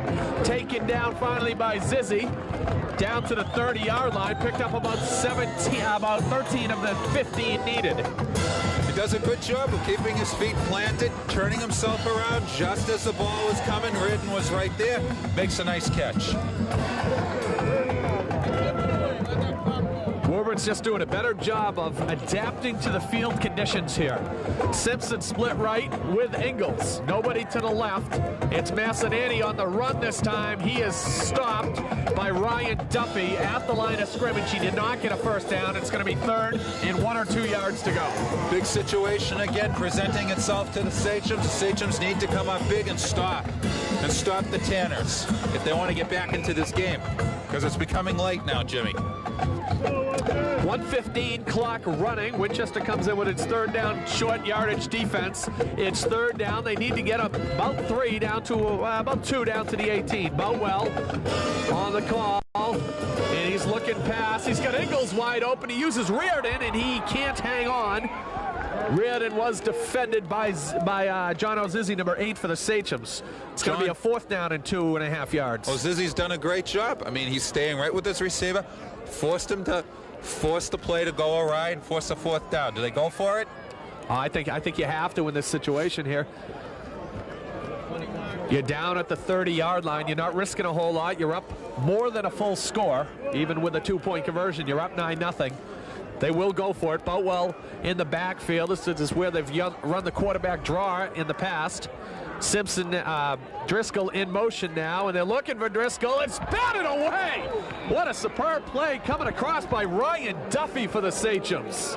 Ryan Duffy's made big plays all year. That's probably one of the biggest plays in this game.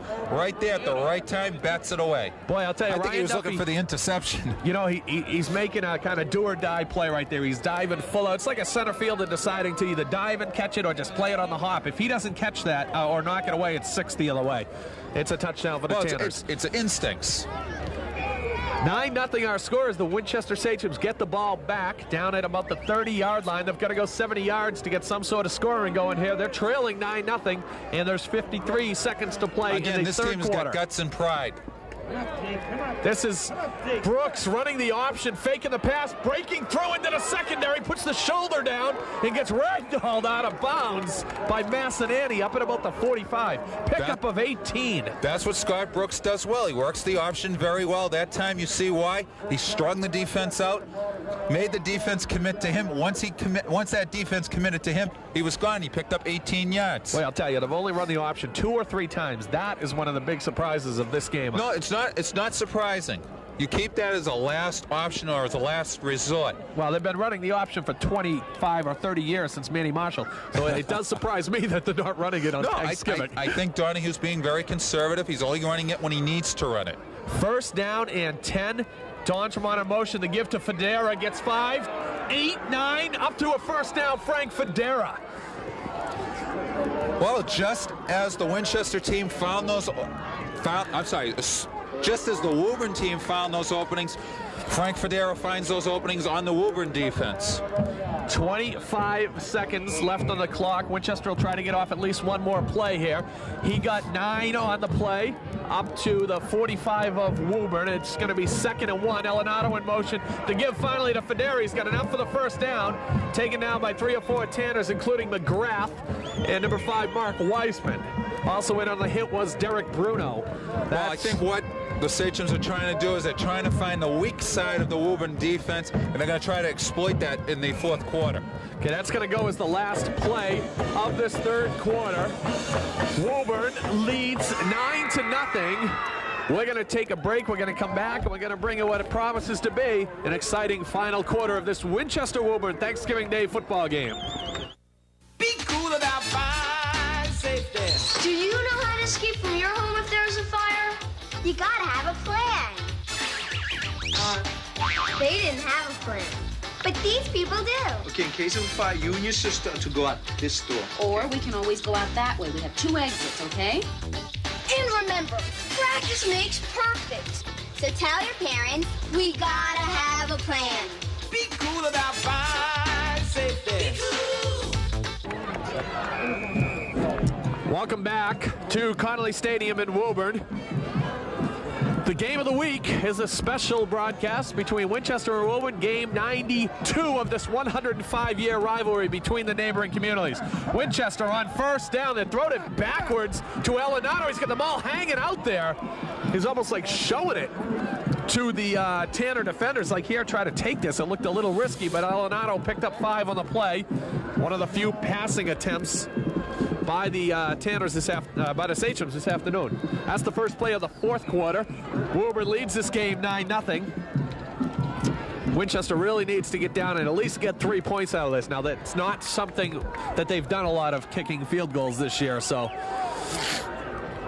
Brooks up to the line on 2nd and 5, 9:20 to play, and this is Zizzy in motion. Federa up the middle, he's stopped. He just refuses to go backwards. Little battle going on between Federa and Eric Rennell, the captain for the Tanners. The Winchester Sachems have to be composed. They have to stay in their game plan. They can ill afford to have penalties thrown at them. I'll tell you, Frank Federa is not going to take anything. I don't know what happened under there. Maybe he's just trying to fire his team up, or maybe something happened underneath the pile. Could you never have a little know. bit of a late hit, something like that. But you got to stay composed. He only got about a yard on the play. It's going to be 3rd down and 4 to go. Winchester needs to get down to about the 32. They're on the 36 on 3rd down. And this is Zizzy. Zizzy has not had much luck, and he does now. Breaks into the secondary and gets about 15 yards down to the 20-yard line. What I like about that play is Zizzy found the hole, but give the guys up front a lot of credit for making it happen. He found that hole, and once he found that hole, he was able to bust through and get the first down. Down to the 20-yard line goes John Zizzy for Winchester.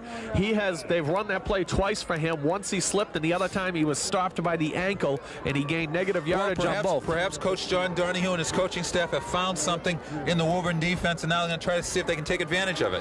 Brooks looking to pass, pulls it in instead and runs. He's to the 15, he's down toward the 10. He's taken out by Massananti down around the 10-yard line. Brooks with the play fake and the pass fake decided better of throwing to the end zone and ran it. Well, I think he thought that if he had thrown the ball, he throws the ball away, he loses it down. Why risk losing it down when you can get something out of the play? And down at the 10-yard line, they're looking good. At the beginning of this drive, the first big play for Winchester in this drive was one where Brooks faked the pass. Yep. And ran the option. 1st down and 10, call it the 10-yard lines. Looks like technically they could get a 1st down. This is Federa now. He gets 1 yard, and then he is just gang tackled. Bruno was in there. Parziali made the initial hit. Give him a yard for Frank Federa. Jimmy, Woburn's had some great opportunities that they've taken advantage of. That option play, calling it when they called it, could perhaps turn things around for the Winchester team when Scott Brooks got 18 yards. It is 2nd and goal for, well, 2nd and technically 9, I guess, for Winchester. It looks like they could get a 1st down about an inch shy of the goal line. But call it 2nd and goal from the 9-yard line. McGeehan splits to the right. Elinato is in motion coming left to right. And Brooks trips on his center and then gets slammed to the turf. Rennell was there. The initial hit was made by number 32, Rob DeBerrio. I think Scott Brooks was just a little indecisive as to what he wanted to do there, and Woburn was able to make him pick it up and stop. It is Third, they're only going to give him a loss of about 2 yards there. So they're going to give him some forward progress.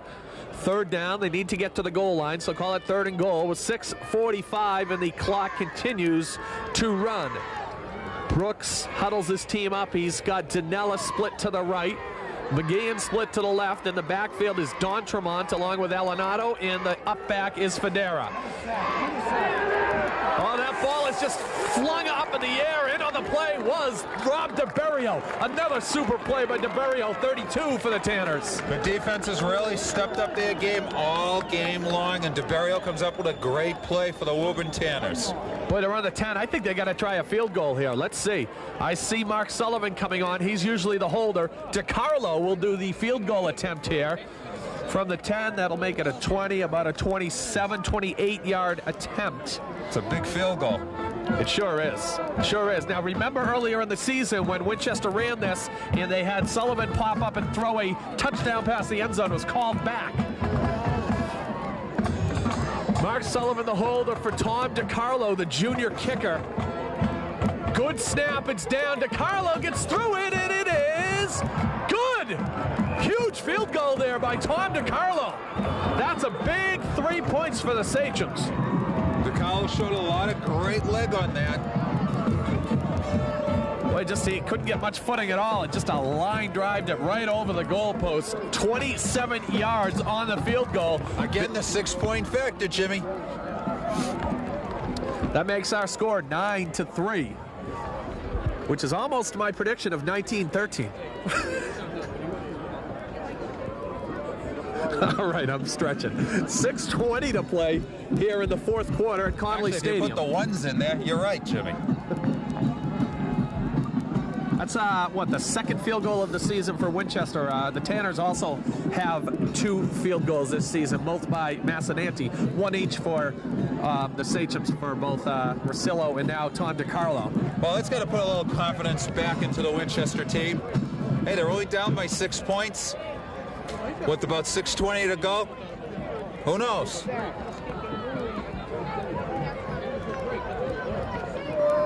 I imagine Rosillo will be in to do the kicking, and he is. Rob Rosillo, wearing 19 for Winchester, will handle the kickoffs. He's had a great day kicking and punting.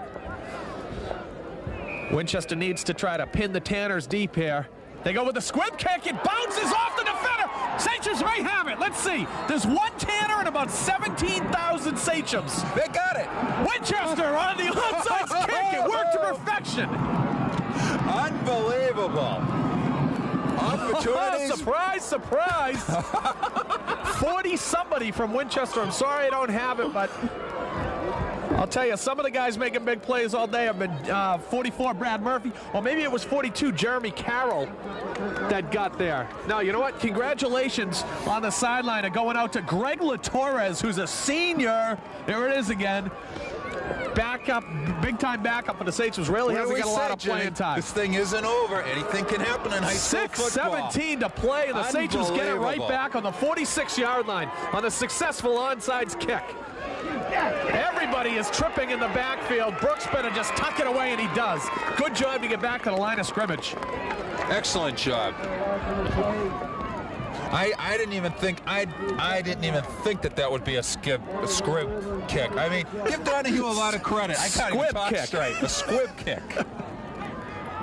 Hey, it's so cold out here. I'm starting to lose my speech. Kathy Valeri said, I did. She made the call. What's that? 9-3 now is our score. And the clock, boy, I'll tell you, that was a huge play because the clock is really moving. Huh? Here we go, second down and a full 10 yards needed. Elinato's in motion. The give is not to Federa. It's an option. It's off the back. Brooks gets it back.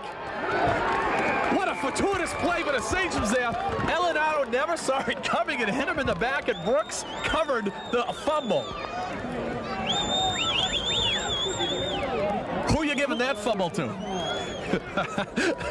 Elinato and Brooks, a clear mistake there. Now Winchester all of a sudden has a 3rd and about 13 here, and they're in danger of losing that well-executed onside kick there. They have got to get down to about the 35-yard line. It's 3rd and 15 with 4:51 in the clock running in the fourth quarter.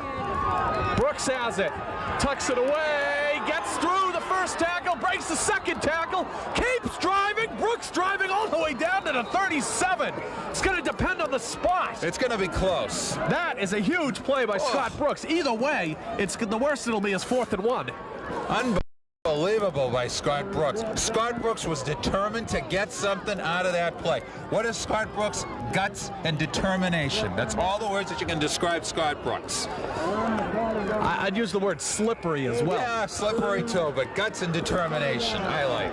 It's 4th down. Play of the game right here with 4:10 on the clock running. Sachems need to get 1.5 yards. Brooks has Federa and Penna in the backfield. The give is to Federa, pulling his way up to the 34. He's got a first down.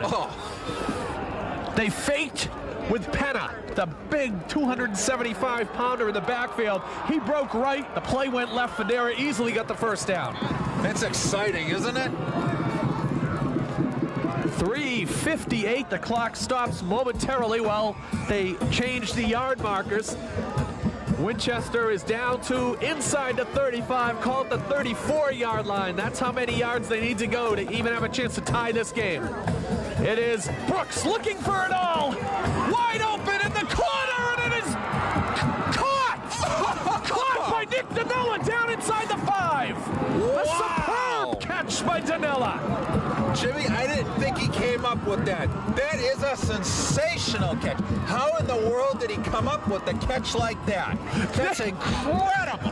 What a pass, what a catch by Danella. Incredible defensive coverage, incredible catch by Danella. You know what makes that an incredible catch? He had 2 defenders on him, and he still came up with the ball. Give Woburn credit, though. They stayed with him. First and goal, Sachems. 3:30 to play. They're trailing 9-3 in this Thanksgiving Day battle. This is Alenado down to the 2-yard line, maybe the 1. Jimmy, what did I say? Determination, guts, and pride.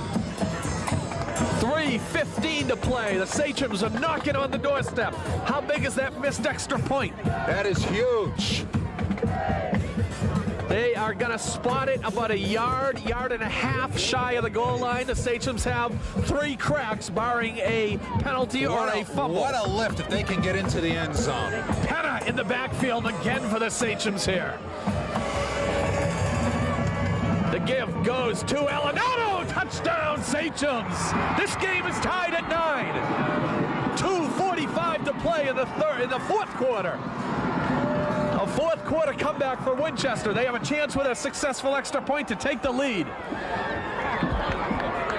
Jimmy, did I say it? Pride, guts, determination. This is a very quiet Woburn side of the stands here and a very boisterous side of the Winchester stands. I'll tell you, things have changed inside of 4 minutes. It was 3:55 remaining when they were down 9-0. Right? Yes. They're clutch. A minute 9 seconds and they've tied it. Winchester's a clutch team. The kick is up. It is no good. The snap was down. This game is tied at 9. Sensational game. No matter who wins, no matter who loses, a terrific football game. Winchester showed a lot of pride and a lot of guts coming down with 3 minutes and 55 seconds left in this game to tie things up. It shows a lot of class and a lot of guts, and it reflects on Coach John Donahue. He never quits. What an attempt by Mark Sullivan to get that ball down. It was a tough snap. It was skidding through the mud and the ice. He picked it up. He actually got it down. This game is tied at 9. There's 2:46 showing on the clock. You talk about games around, the league on Thanksgiving, but this is the best game. The Winchester-Woburn game by far, one of the better football games that you'll ever see. It has excitement. It has everything in it, Jimmy. And you get the fans into it, too. We got to start thinking of some players of the game. It's going to be tough. 2:45 to play. We're going to pick one for either team. We're looking for nominations. Anyone out there who's got an idea? Rosillo, the short kickoff is a fumble that's still loose. Sages pile in there. Let's see who's got it. Two Tanners were fighting over it. The Tanners came up with the ball on about the 33. This has got to fire up the Winchester defense. 2:42 to play here. And A suddenly, nine tie. Suddenly, the hill up there is quiet.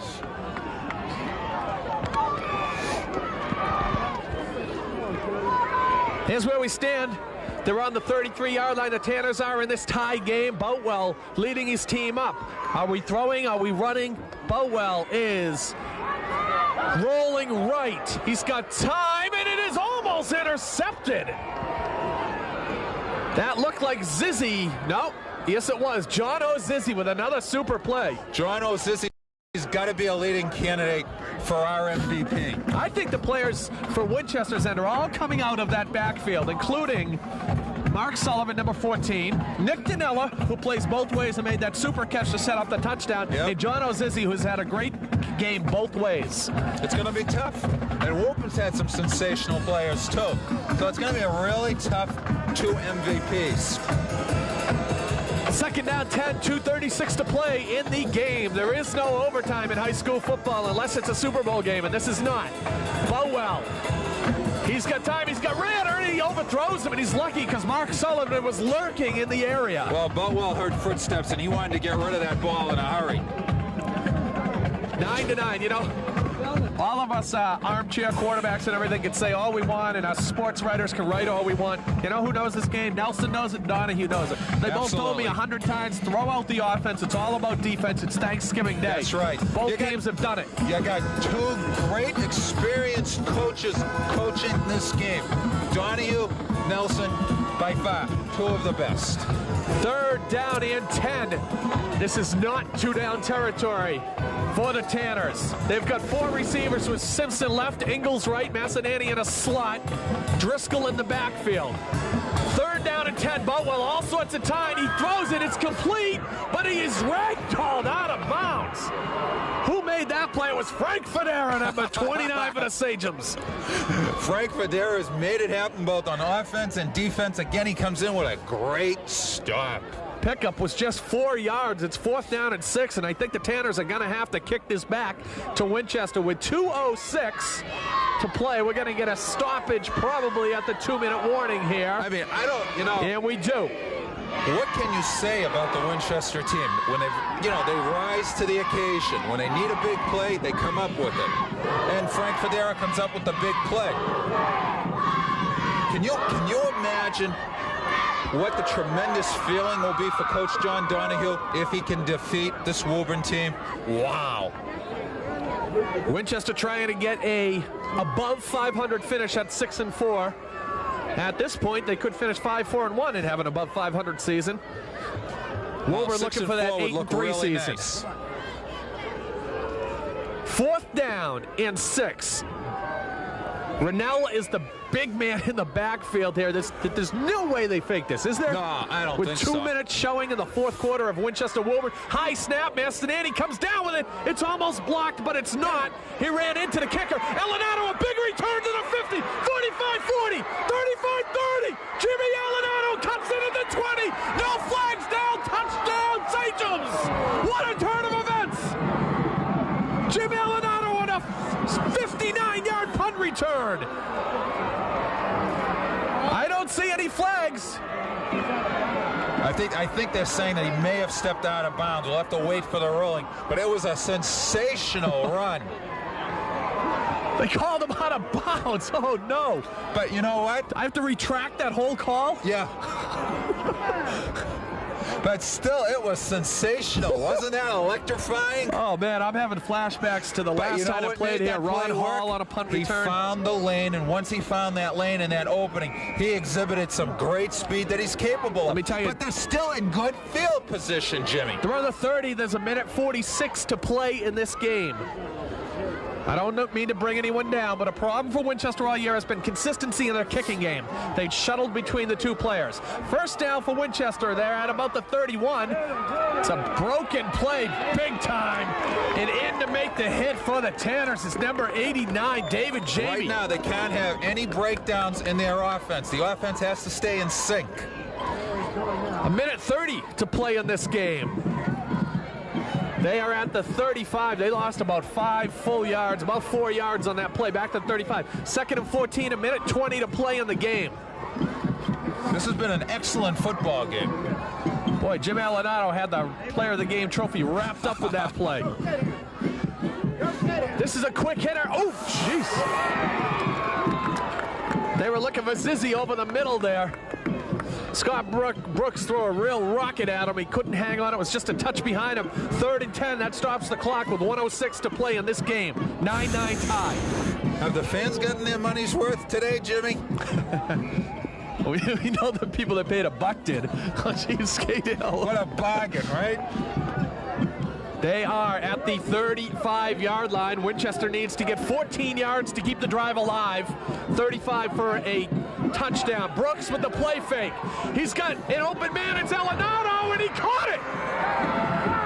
Jim Alenado with a spectacular catch down inside the 15-yard line. Scott Brooks, sensational. Found Jimmy Alenado playing center field. Makes a great catch. Winchester in great field position with about a minute left in this game. Jimmy Alenado was our first player of the game this season, way back in September. And he's got a fantastic chance of being the second player, doing it for a second time in the final game. 50 seconds to play, and Winchester's on the 15-yard line. They go to Federa. He gets about 4 or so. You know, Jimmy, I'm gonna change the name of the Sachems, and I'll call them the Cardiac Kids. Timeout for the Sachems at 39 seconds to play. They're down to about the 10-yard line. I'm going to call them the Cardiac Kids. Winchester used several timeouts at the beginning of this half. They must have at least one remaining here. There's 39 seconds to play. We have to start thinking about this. It's an interesting situation now for the Sachems. Do they go for 6? And do they go for the field goal?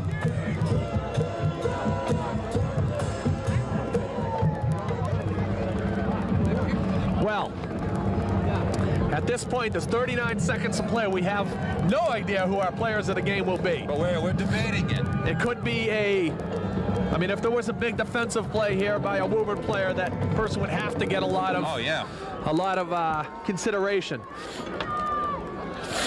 Let's see what happens here. Scott Brooks is now, I tell you, he's got the interception, and he's also got those the big pass completion, so he suddenly jumps into the mix as a real candidate for player of the game, maybe the leading candidate for Winchester at this point. That was a super pass right there. It is 2nd down. Winchester needs to get about 7 yards. 39 seconds to play. They're on about the 11. Brooks calling signals. He's thrown a pass. It is caught about 3 yards short of the first down. It was Alenado coming up with the catch. They're down around the 7-yard line. They call another timeout with 31 seconds to play. It was a short pickup. Brings up 3rd down. No more timeouts for the Sachems. That is big.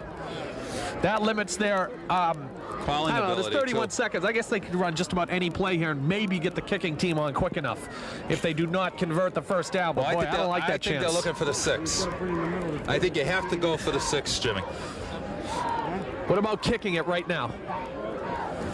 I don't know. Taking your time and just come right out now and go ahead and kick it. I know. You give Woburn too much time to try to come back.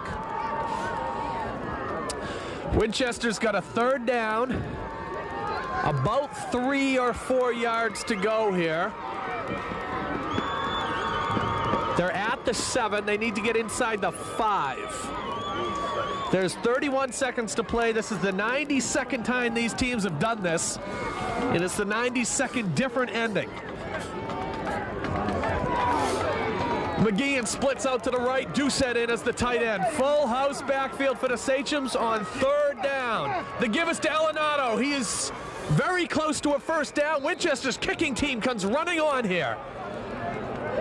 Either way, they're going to kick it. There's 20 seconds showing on the clock. The Sachems trying to get set up. 17, 16, 15. Sachems have plenty of time to get it done. It's DiCarlo on to kick. The snap, the ball is down. The kick is up. It is no good. No good. Wide left. Oh my goodness.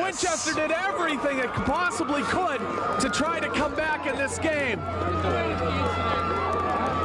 John Donahue rushes out to grab DiCarlo and to tell him, no problem, kid. That is a terribly tough situation for a junior to come into right there.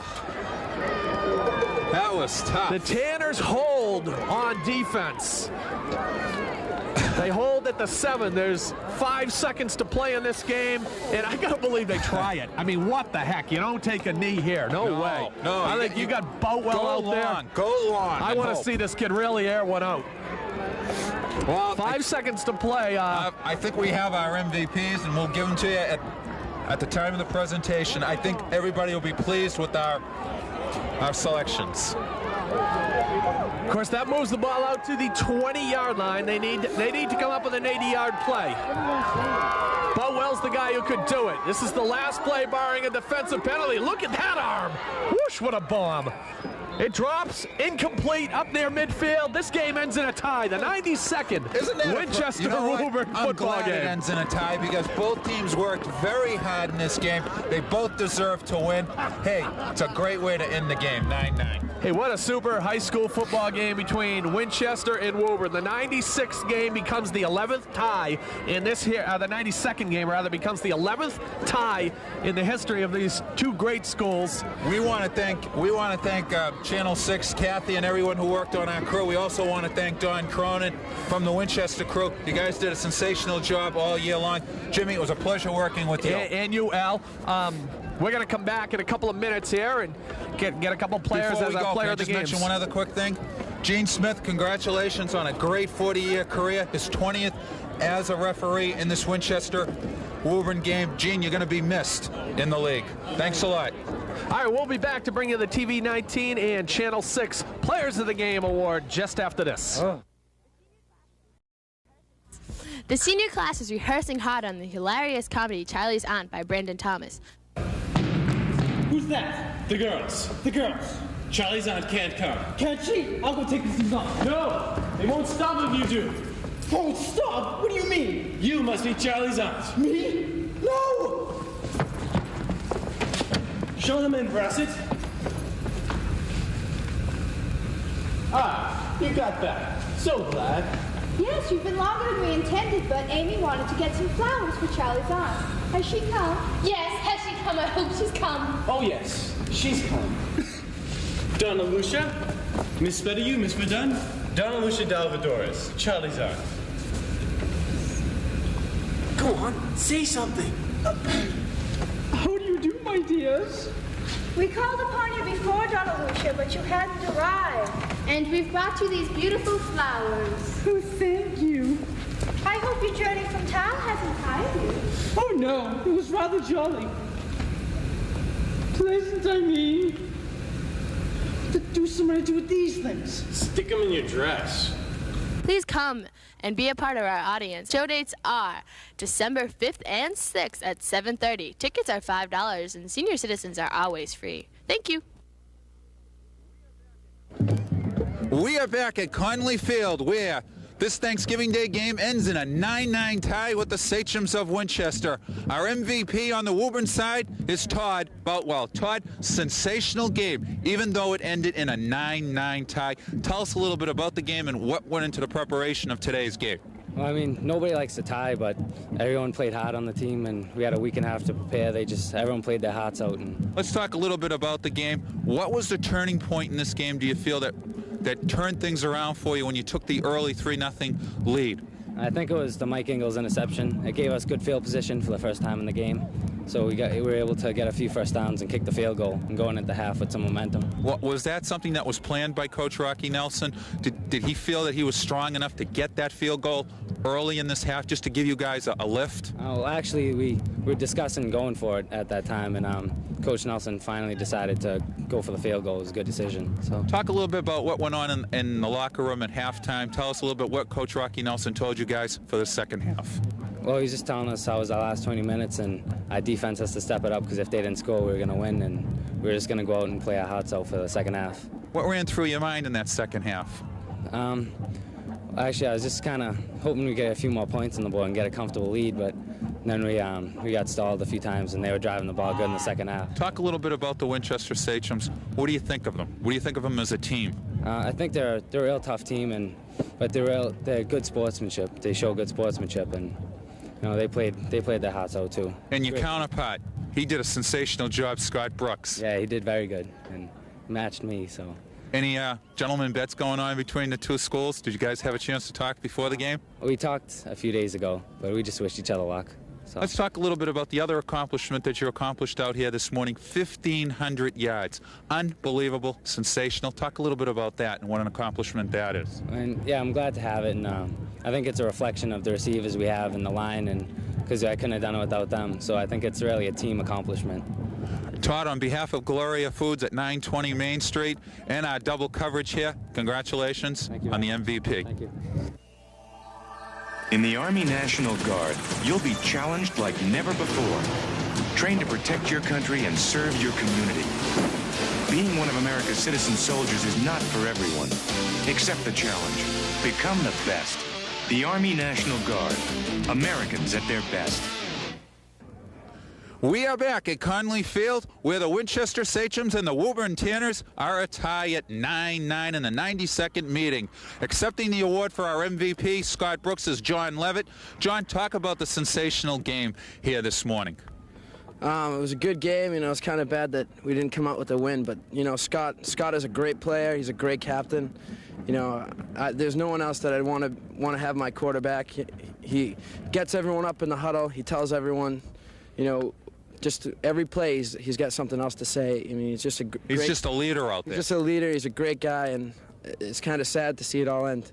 And see, he was a great guy throughout the season. Let's talk a little bit about the first half in this game. You guys held them 0-0. The Tanners go down the field and they score a field goal at 3-0. Did that demoralize you guys in any way, or did that give you extra incentive? That gave us more incentive. We went in the locker room. We were just pumped up because of that, and we knew we were going to come back. We thought we were going to get the win, but hey, a tie is just as good. I mean, we had a great season, and the Woburn kids, they played great too, and can't take anything away from them. Let's talk a little bit about what Coach John Donahue told you guys at halftime, down 3-0. What did he tell you guys that you think might have been a turning point? It's our last half of football ever, at Winchester High. So, that's incentive enough to do anything. I mean, it's kind of sad to see it all go. But did you ever feel that you were out of this football game? Yeah. No. No, did you ever think that you would lose this football game being down 9-0? No, not at all. Never even crossed my mind. Never even crossed my mind. At what point in the game do you feel that you guys turned it around and you were able to go down the field and get things rolling? Do you think it was the field goal that really got the thing going for you? Yeah, I think it was a field goal that got us going. That got it going for us. That was a big point in it. But I think just Scott. He in the huddle. He was saying stuff to us that got us pumped up. So that gave us extra incentive to block a little harder and do a little extra more. So that was good. Now, when you get down there and you tie the thing up, the emotions, everything just had to be like unbelievable. Yeah. Oh yeah.